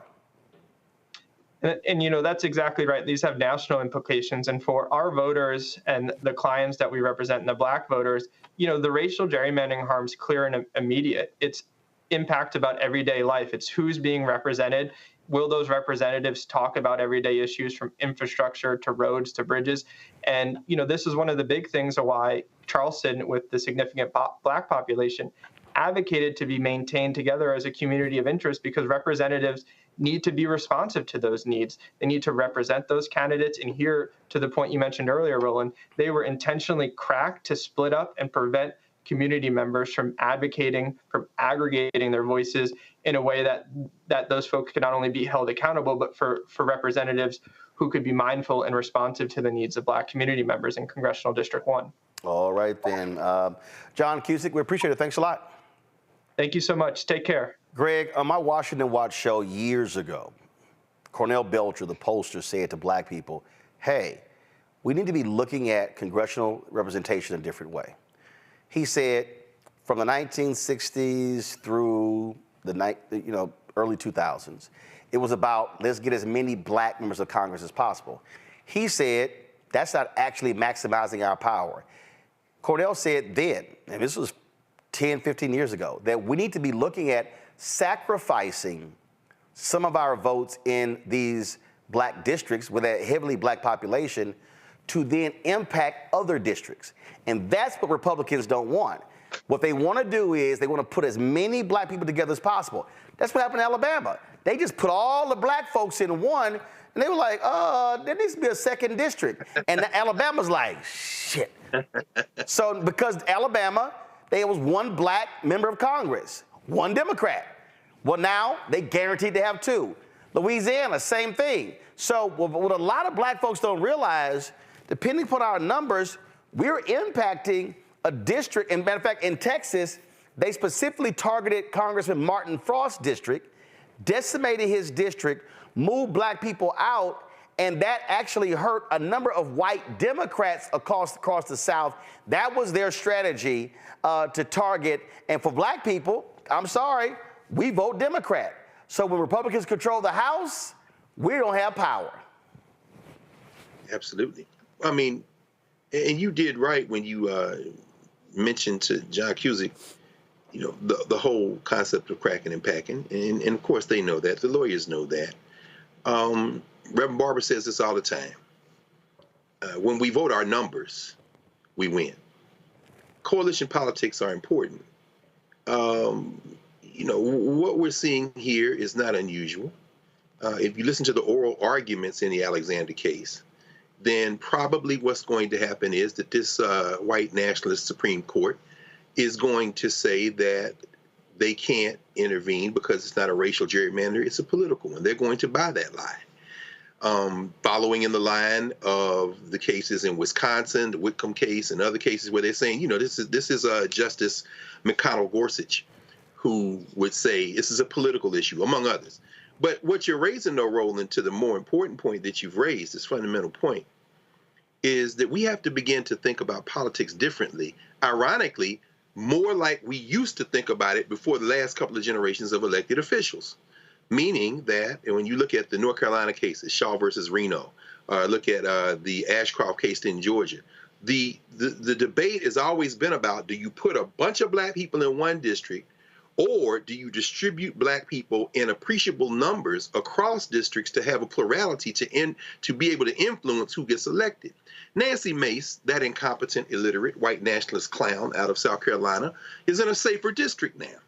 Now, if you put more black people in her district, she's going to either have to change her politics or hope we don't come out to vote. And I'll end with this. Even with these ridiculous numbers, these super majorities in the white nationalist South behind the cotton curtain, if everybody who is eligible to vote would register to vote, check their registration, and go in and vote, even with all the roadblocks being put in our way, there would be a different map in the South, gerrymandering notwithstanding. Yep. And that is a strategy that would come from the 1920s, 30s, and 40s. Sometimes you got to look backward to go forward. Our ancestors didn't let them stop them, and we shouldn't let these people stop us. Lauren, this is a lazy Supreme Court, and this is the right-wing Supreme Court knowing exactly what they're doing. They could have easily decided this case by the January 1st deadline. Yeah, well, the strategy so often is delay, delay, delay, delay. I mean, we see that all the time. They love to have the delay strategy. They just will keep having the conversation, keep having the meeting, talking about it, and all the while they will be controlling the game in the background. So delay is a major part of the strategy.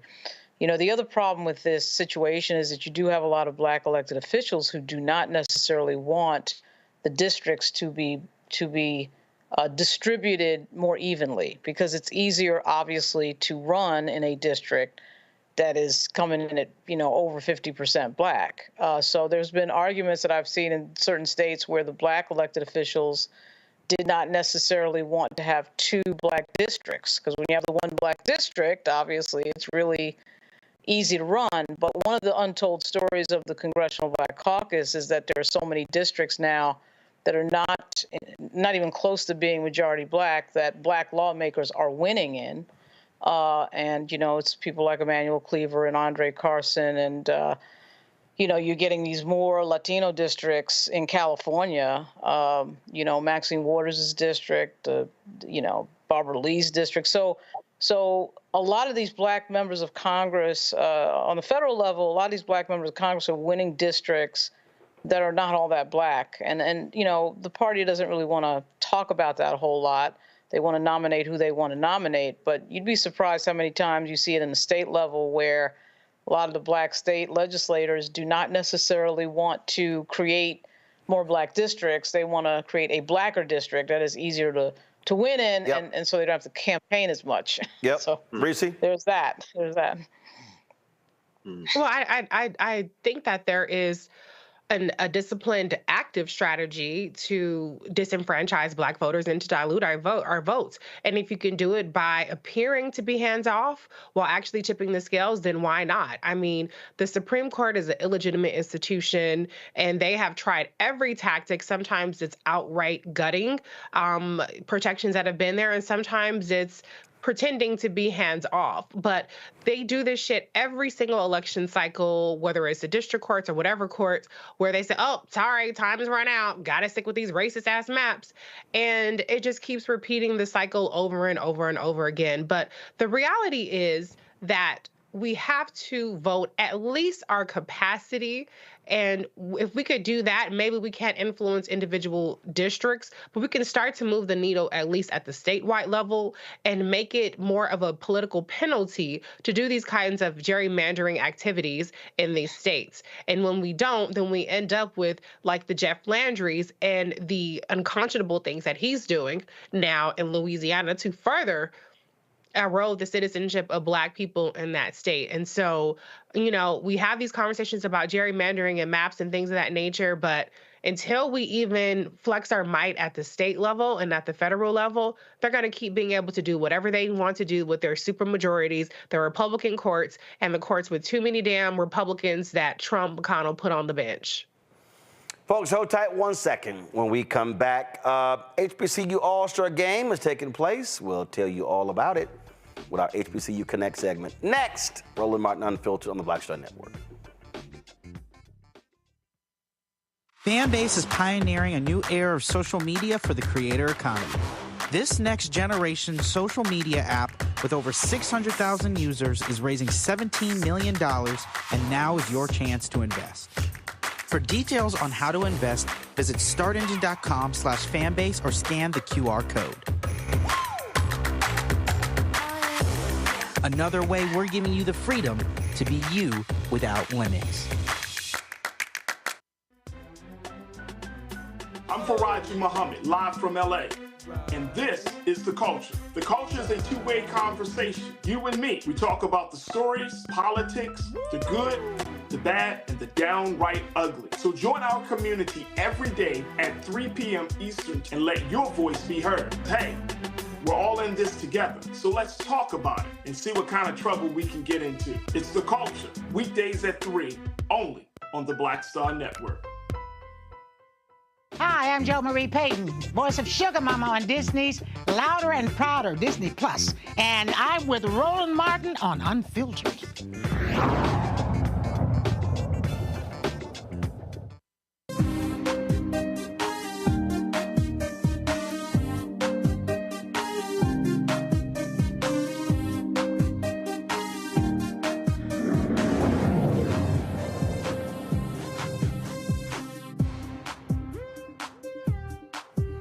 On Sunday, April 7th, the third annual HBCU All-Star Basketball Game will be held at Grand Canyon University in Phoenix, Arizona. The game will showcase the best HBCU basketball players from the four historically Black athletic conferences. It's the MEAC and the SEAC, taking on players from the SWAC and the CIAA. Players from Tennessee State, Hampton, North Carolina A&T universities will also participate. Travis Williams, the CEO and founder of HBO All-Stars. He joins us right now. Travis, glad to have you here. I often wear HBCU gear in the show, so I'm rocking North Carolina A&T today. So how did this idea originate? Yeah, thank you for having me on your show first and foremost. This is truly amazing. This is a God-driven vision that was placed in my spirit in October 2019 after 17 successful years in coaching. And so, you know, when God speaks, you have to listen. And so this is just a great opportunity where we got an opportunity to focus on ERA and OR, exposure, access, recognition, opportunity, resource, and results for our proud and prestigious HBCUs and tradition-rich HBCUs. And so it's just an opportunity to do something that hasn't been done, especially during Final Four weekend and college basketball biggest weekend. And so you're bringing them all together. How many players in total?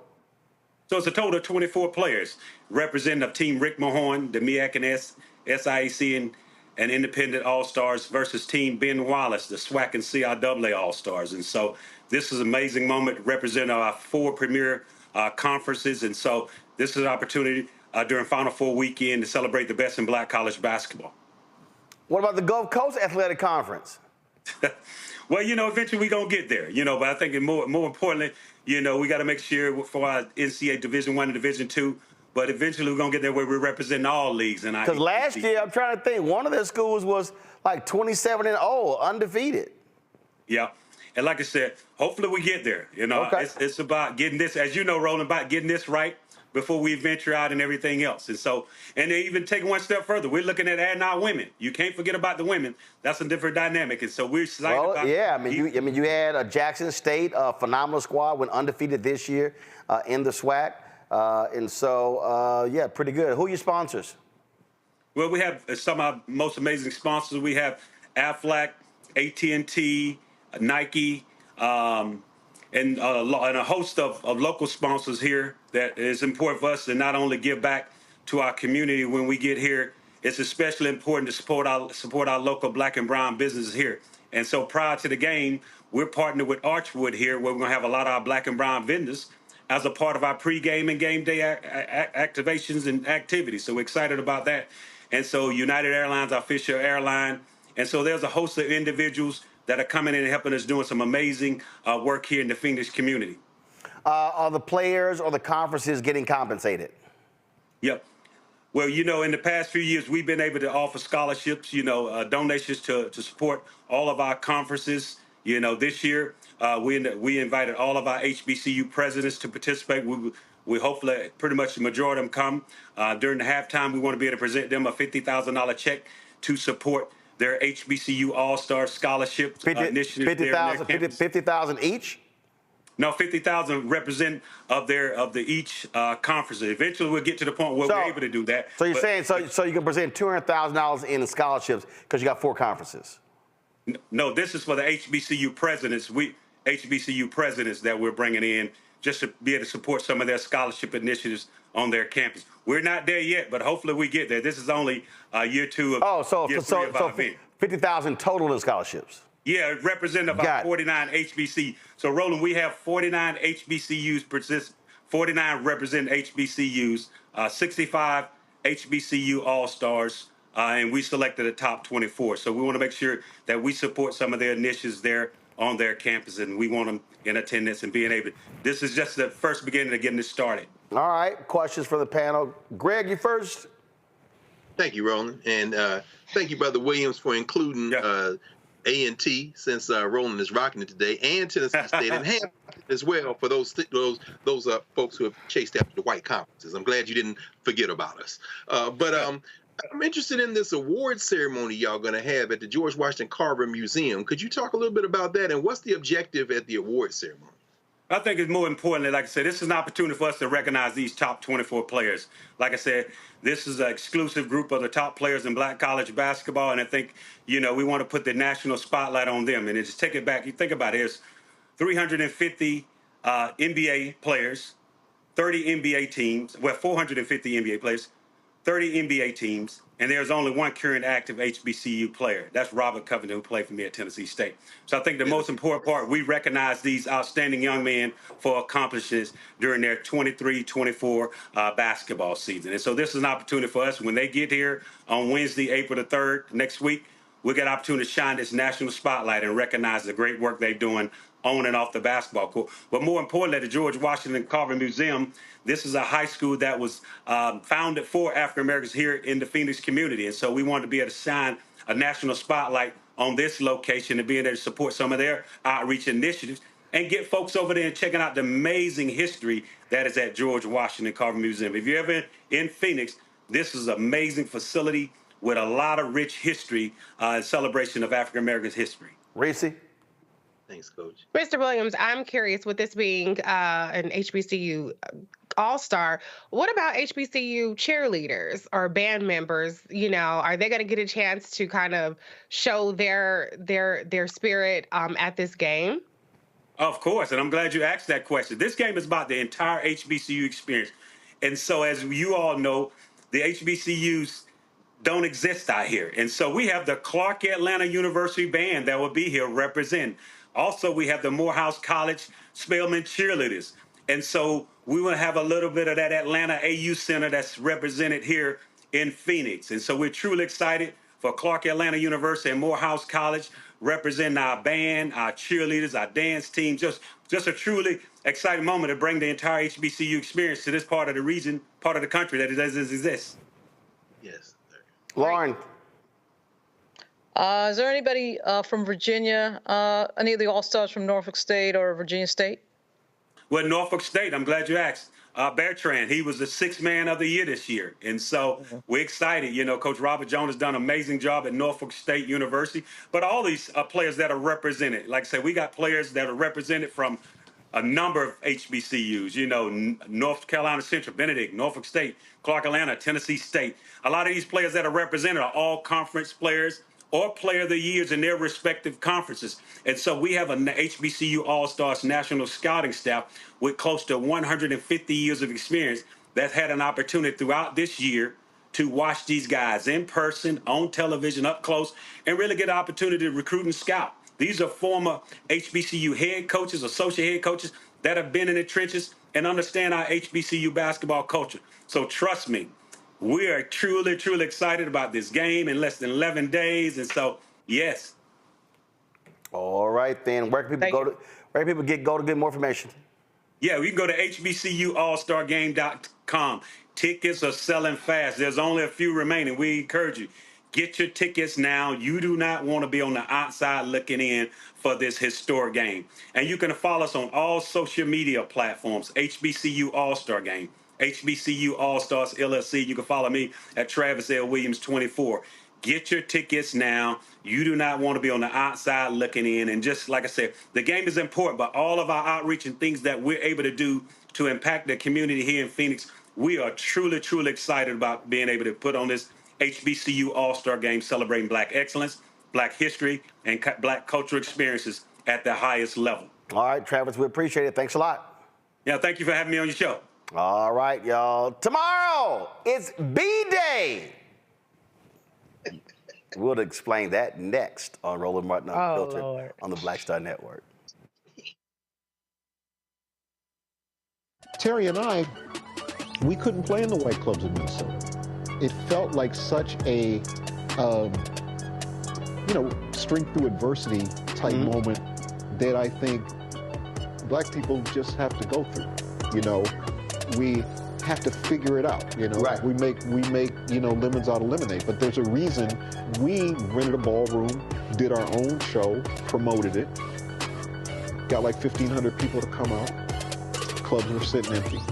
They were like, "Where's everybody at?" And they said, "They're down watching the band you wouldn't hire." So it taught us not only that we had the talent of musicians, but we also had have the talent of entrepreneurship. It wasn't like a seat at the table. It's like, no, let's build the table. That's right. We got to build the table. And, that's right. And that was the thing. And of course, after that, we got all kinds of offers. Of course. Right, to come play in the clubs. But we didn't do it. We said, like, no, we're good. No, we're good. We're good. And that's what put us on a path of national. And of course, when Prince made it, then it was like, okay, we see it can be done.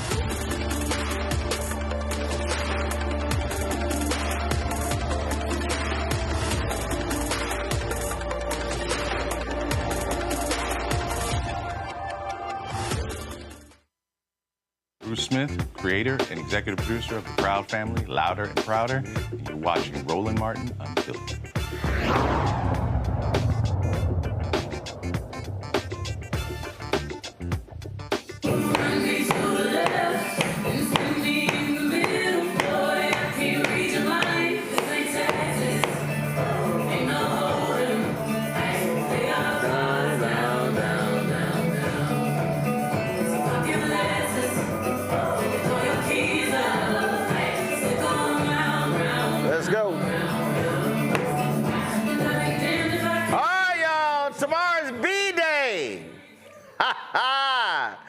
This drops tomorrow, actually at midnight. Folks are already, I've been seeing tweets. Somebody just tweeted, is it midnight yet? Of course, Beyonce, her Cowboy Carter album, they dropped the information on, a couple days ago. It's a 26-track album. A 26-track album that features a number of country stars, also some up-and-coming stars as well, pays tribute to a country pioneer. And you might remember Beyonce released that long post that she talked about after her experience at the Country Music Awards in 2016, how caused her to dig a little deeper, and now she's come back. Matter of fact, I'm calling this the big payback. She's like, oh, you racist ass white folks. Y'all showed your ass. I'ma show you. And I came back. She dropped Texas Hold'em, became the number one hot country song in the album. Now it's gonna be total 26 tracks. She said this is not a country album, it's a Beyonce album, but it's gonna be a whole lot of black folk, Reese, walking around with cowboy hats. Yeah, that's the Beyonce effect. I mean, I hope that it's as good as her Renaissance album, which got me through writing 2 books, a whole summer, and a whole host of things. I hope that it's a moment for her. I'm going to wait and see how I feel about it when I hear it. But, country isn't normally really my thing, so we'll see if it's giving more Beyonce or country for me. Your ass gonna be listening to Beyonce country. I don't know who you think you fronting. I'm you gon' Somebody posted this photo on Twitter. That was funny as hell when I saw this one.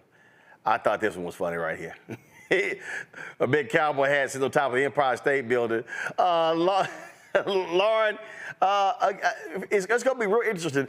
And I'm telling you, I love how these folk are shook up already. There were some country stations that actually refused to play Texas Hold'em.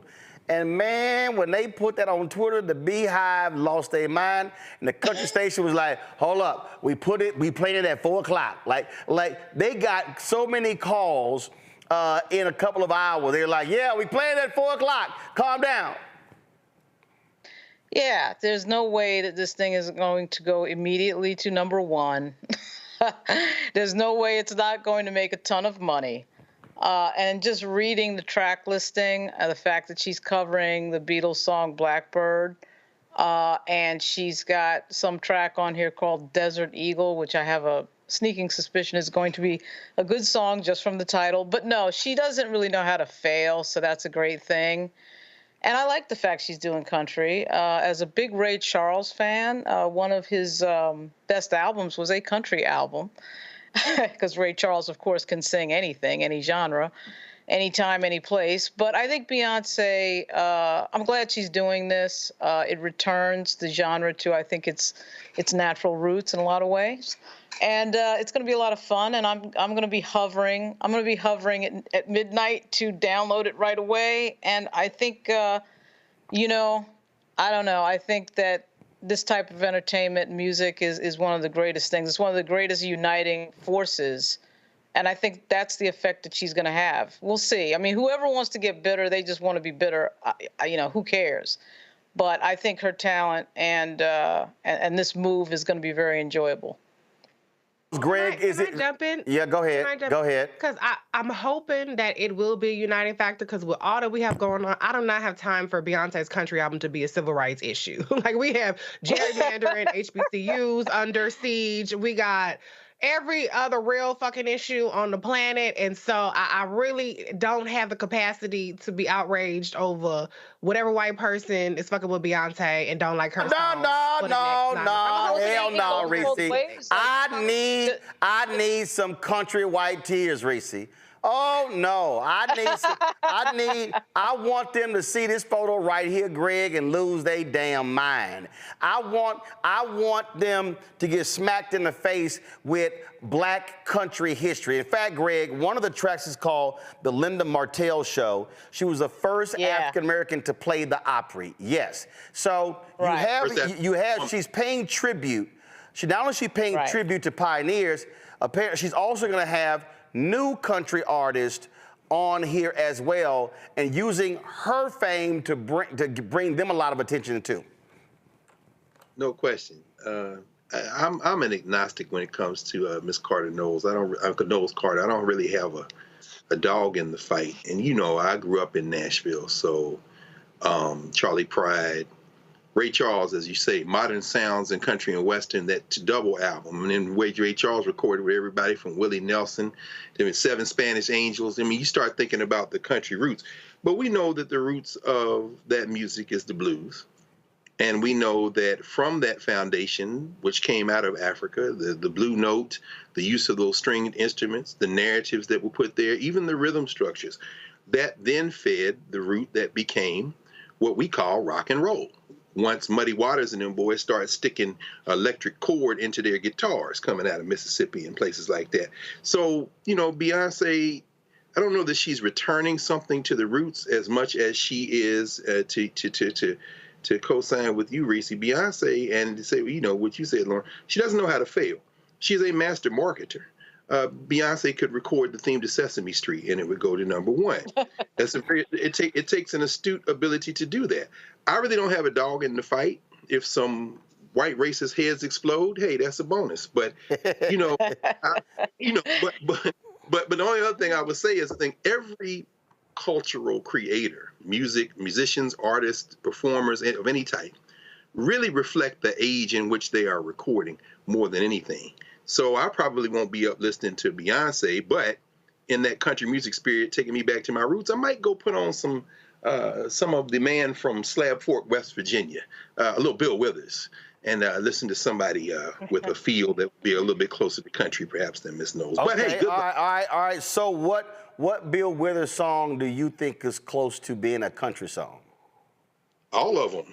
See, it depends on how you define country music. See, the genres are defined by the commodity, how you're moving the weight. But if you listen to I Can't Write Left-Handed, if you listen to Who Is He and What Is He to You, if you listen to Better Off Without Her, I mean, Bill Withers is singing country, man. And when you listen to his interviews, see, the question of country music, when you start talking about the blue note, that kind of in between. So when you hear Ray Charles, there was 7 Spanish angels and they all loved the sun. It's a blue note. By that reference, you can disaggregate the music. I don't look at the genres like those. That's why they're fighting. They're not fighting over the content of the music. Right. They're fighting over how you move the commodity. That's why they want to keep her off the country charts, because it's going to explode, and you know, and that's going to be the problem. So this is what she posted on Instagram: Cowboy Carter and the Rodeo Chitlin Circuit, American Requiem, Blackbird, 16 Carats, Protector, My Rose, Smoke Hour, Willie Nelson, Texas Hold'em, Bodyguard, Dolly Parton's Jolene, Alligator Tears, Smoke Hour, Just for Fun, Levi's Jeans, Flamingo, The Linda Martell Show, Ya Ya, Oh Louisiana, Desert Eagle, River Dance, Sweet Honey Buckland, Two Hands to Heaven. At about wait a minute. Huh? Wait a minute. What is going on? You know what? Now, see, okay, that's a good example right there. You take Jolene, Dolly Parton, right? You know, I'm wondering if she doesn't already have a deal with these cats. Dolly, because Dolly said something a couple of weeks ago. Dolly said, oh, I can't, I look forward to the album. So we don't know, so what they held back, we don't know if Dolly Parton is on the album as a duet. We don't know if Willie Nelson is on the album as a duet. Right. And let me remind people, when our frat brother Lionel Richie, when he announced Tuskegee, which is a cover of all of his hits, every major country artist in the country wanted on that album. And when he dropped it, that album went to #1. Say Alone could be in the country genre. This is what I'm talking about. Well, first of all, Deep River Woman, Hello. Nope. And so all of those songs. Lady, yeah. Exactly. And this is the shrewdness. Now, Dolly ain't got to be on the part, because guess what? Beyonce could do much worse than modeling herself after Dolly Parton, because guess what? Dolly Parton ain't got to open her mouth again. You know how much money she made off of between Whitney Houston, I Will Always Love You, and redoing Jolene? But here's the question. And see, this is a question of taste, I think, as well. For me, Beyonce, you know, it's going to be interesting. I will listen to that because I want to hear how she interprets Jolene. Jolene is not a song. Well, it's like when. What do you say? Well, but here's the deal, though, because I want people to study this cover. I just saw something I was kind of like interesting. All right, so come on, go to my iPad. Look at these photos right here. Okay, you see the photo right now? Y'all see? She says Rodeo Chitlin Circuit. Okay, you see the photo of her right here. Let me go over here. You see that photo of her right here. You see the photo there. You see that one there. But watch this one. This is a photo of Beyonce with an accordion. Mm-hmm. Now, for everybody watching, y'all might say, okay, I don't understand the accordion thing. Well, you see right here what she says, Oh, Louisiana? Oh, no question. Now remember, she said, Daddy from Alabama, Mama from Louisiana.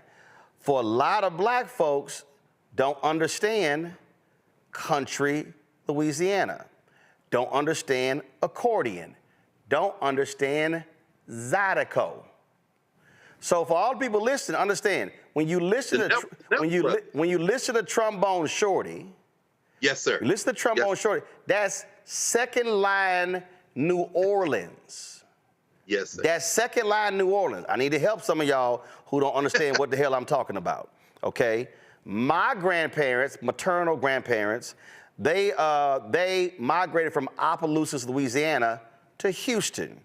I grew up Catholic church. Nearly every black Catholic church had Zydecos.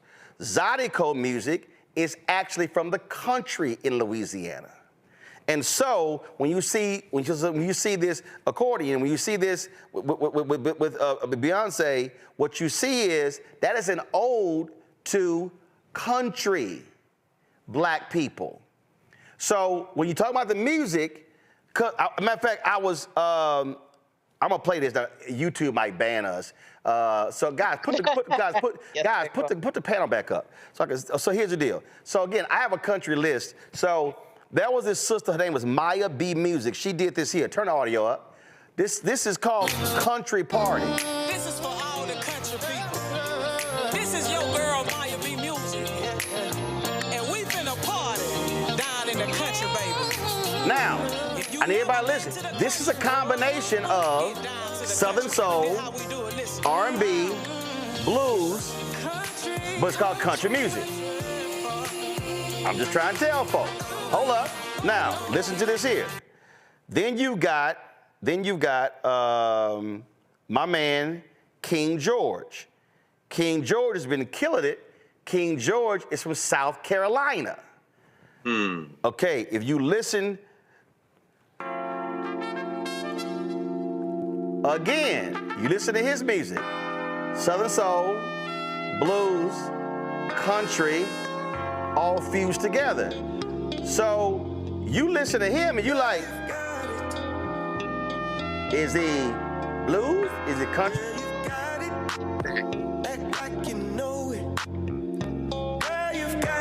Look at Reese. Reese like.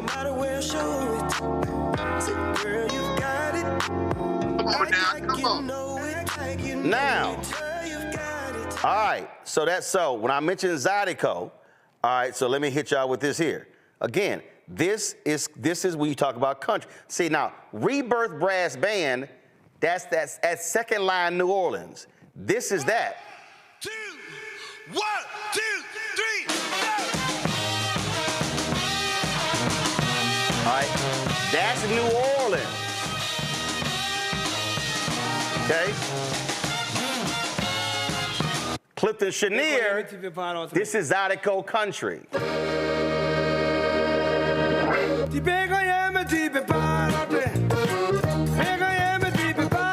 got Creole influence, country. Then, of course, you got Bojack, give him cornbread.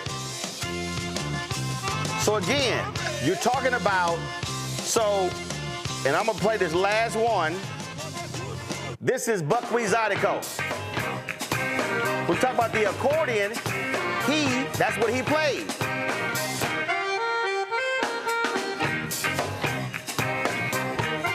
So, here's what I hope actually happens when the album drops.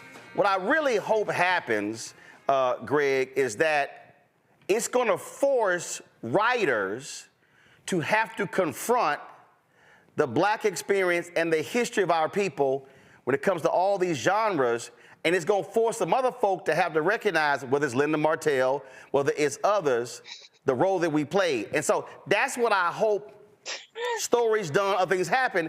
And then I hope there are black people who go, damn, we did all that? Yes. We didn't just do Motown, didn't just do Philadelphia Sound, didn't just do, Chuck Berry, Little Richard, Count Basie, Duke Ellington, Fats Domino. At the reality of black people, we in everybody's music, because it's ours. We already know that. No, we don't. We already know that we dominate. We know that we dominate music better than anybody in this world. No. I'm with Reese. I'm with Reese. No, I don't they need this to be a civil rights moment. No, Lauren, no. Lauren, you missed what I said. And that's it. No, Lauren, you missed what I said. No, I didn't. Yes, you did. No, you said they. You said they. A lot of us don't know our history. A whole lot of us. We know we dominate in music. No, Lauren, no. A lot of us don't. No. We think we dominate R&B and hip hop.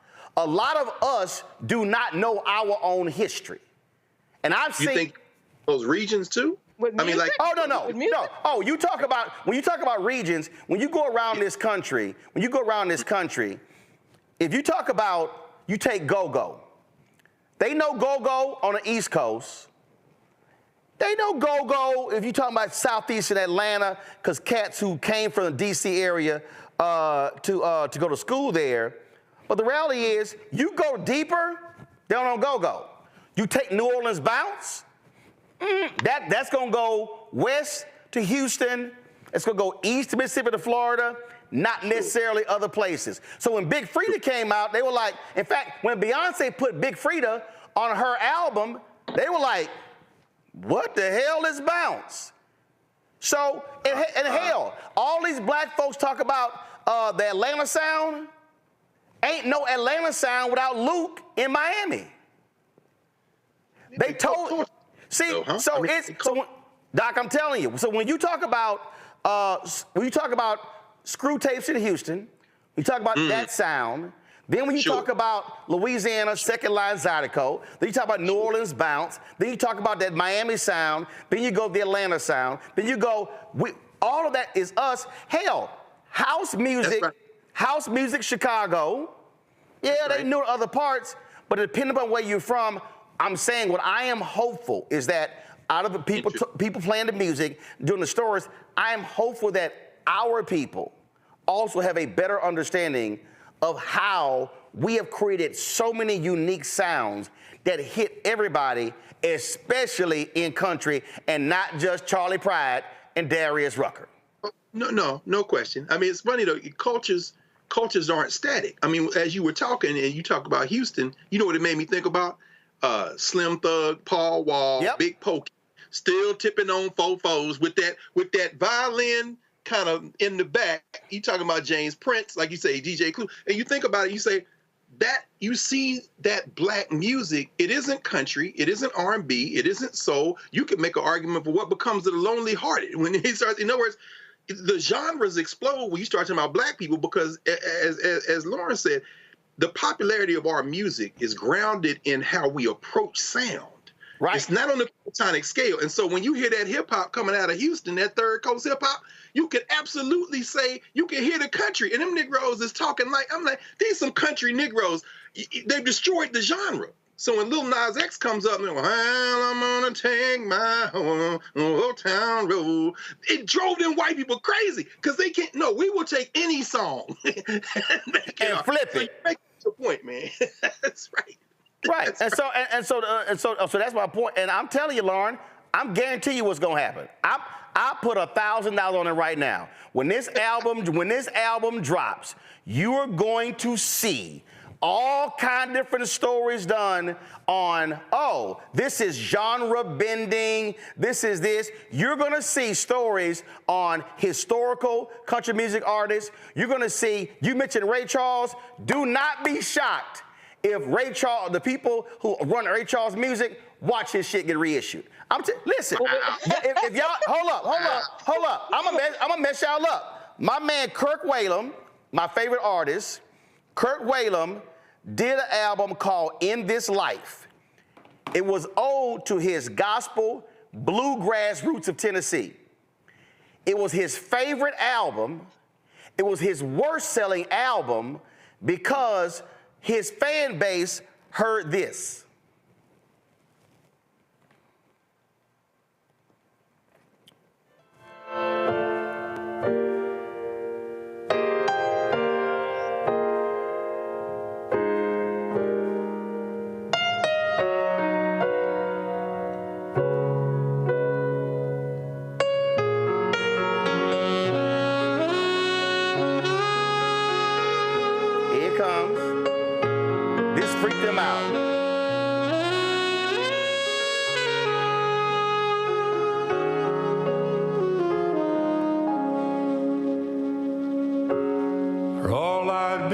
blessed within this life.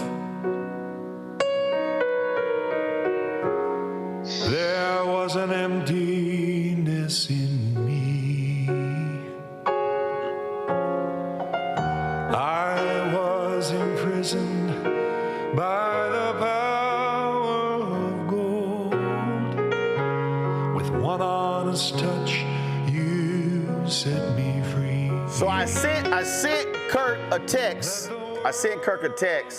I said, I know, man, you should reissue. He said, and you know, I've actually been thinking about it because it was issued as a jazz album. He's thinking about having it reissued as a country album. She will, whatever happens, she will dominate. I don't care what anybody writes. I don't care what anybody says. I don't care what anybody's opinion is. We dominate this art like crazy. We've created four genres, right? Hip hop, rap, trap, jazz, blues, and of course blues is rock and roll. And Chuck Berry is the king of rock and roll. No, so, baby, hold on. You got to add. What will happen? No. You got it's way more than four, Lauren. You forgot gospel. Hell, you forgot gospel.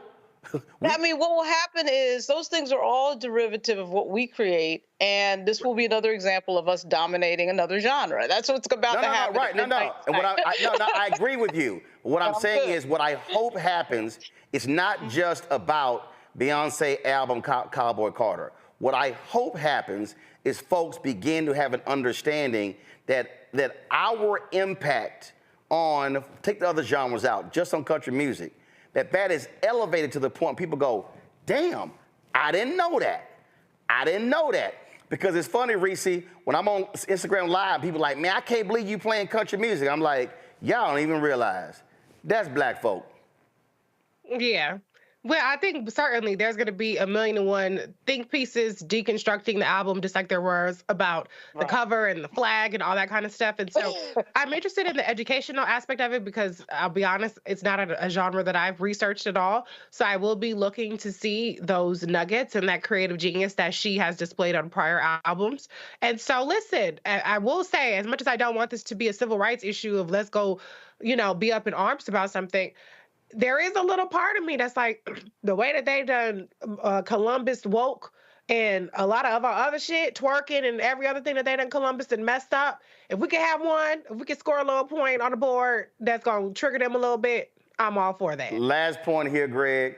That whole conversation about her on the horse and the flag, it was a whole bunch of black folks who got chin checked real quick from other black folks from the South who said, don't y'all come here talking shit about black Southern culture in rodeos. It was real interesting in watching. It reminded me of when you had some Negroes who were going, didn't nobody ask for Juneteenth? And some of us were like, hey, back your ass up, dogging Juneteenth. Again, because depending upon where you from, you live that. It's personal. Of course. And that's the side that we haven't talked about. And that's the only side that matters for white supremacists. This is why Donald Trump is selling Bibles with Lee Greenwood. And that is the political nature of this. I mean, as I said, having grown up in Nashville, the fight isn't necessarily over the music, because you have all those studio musicians in places like Muscle Shoals, Alabama, where but what I'm saying is, white boys played on Aretha's hits. No question. Yeah, that whole factory. But the problem we have isn't the music. It's the politics. See, when Leonard Skinner, Rodney Van Zant to the day he died, he said, we're not with the Confederates. Yeah, but you got a big-ass Confederate battle flag on your stage. So when you start talking about Skinner, you start talking about, these are bands that we all grew up listening to. We in high school, somebody said, Free Bird. And then you realize the racists embrace that music. Beyonce can never climb that mountain. None of us can. It isn't the music. Right. It's the politics. So you're right, Reese. Whether we want it to be about civil rights or not, this is a political issue because this is their music. This is the music we play when we lynch y'all. This is the music we play when we go to Trump rally. This is the music we play. This is, what's his name, talking about brown sugar, Rolling Stone. And the politics of the music becomes the difficult thing. And I know there's a lot of black people who won't admit that they grew up on and loved them Southern white bands that those white supremacists love too, because if they do, it becomes a political issue. And that's when it's going to be very interesting to see how this plays out. You're absolutely right, because to this day, when that Leonard Skinner song come on, I'm like, yeah, I can't get past the flag. All right, y'all, that's it. Reese, Lauren, Greg, I appreciate it. Thanks a lot. Folks, support us in what we do by joining our Bring the Funk fan club. Send your check and money order to P.O. Box 57196, Washington, D.C., 20037-0196. Cash App, $RM Unfiltered. PayPal, R Martin Unfiltered. Venmo is RM Unfiltered. Zelle, Roland@RolandSMartin.com, Roland@RolandMartinUnfiltered.com. And of course, you can also download the Black Star Network app, Apple phone, Android phone, Apple TV, Android TV, Roku, Amazon Fire TV, Xbox One, Samsung Smart TV. You can check us out, our 24-hour, 7-day-a-week streaming channel on Amazon Fire. Go to Amazon News. Amazon News, you go to Amazon Fire, check us out. You tell Alexa play news from the Black Star Network. You can also, of course, watch us on Plex TV, Amazon Freevee, Amazon Prime Video. And be sure to get a copy of my book, White Fear, The Browning of America. It's making white folks lose their minds. Available at bookstores nationwide. Get the audio version on Audible. Folks, that's it. I'll see y'all tomorrow right here on Roland Martin Unfiltered on the Black Star Network. And yes, I get all my cowboy hats in Texas, where I'm from. Holla! Black Star Network is here. Oh, no punches! I'm real revolutionary right now. Thank you for being the voice of Black America. All momentum we have now, we have to keep this going. The video looks phenomenal. See, this difference between Black Star Network and Black-owned media and something like CNN. You can't be Black-owned media and be scared. It's time to be smart. Bring your eyeballs home. You dig?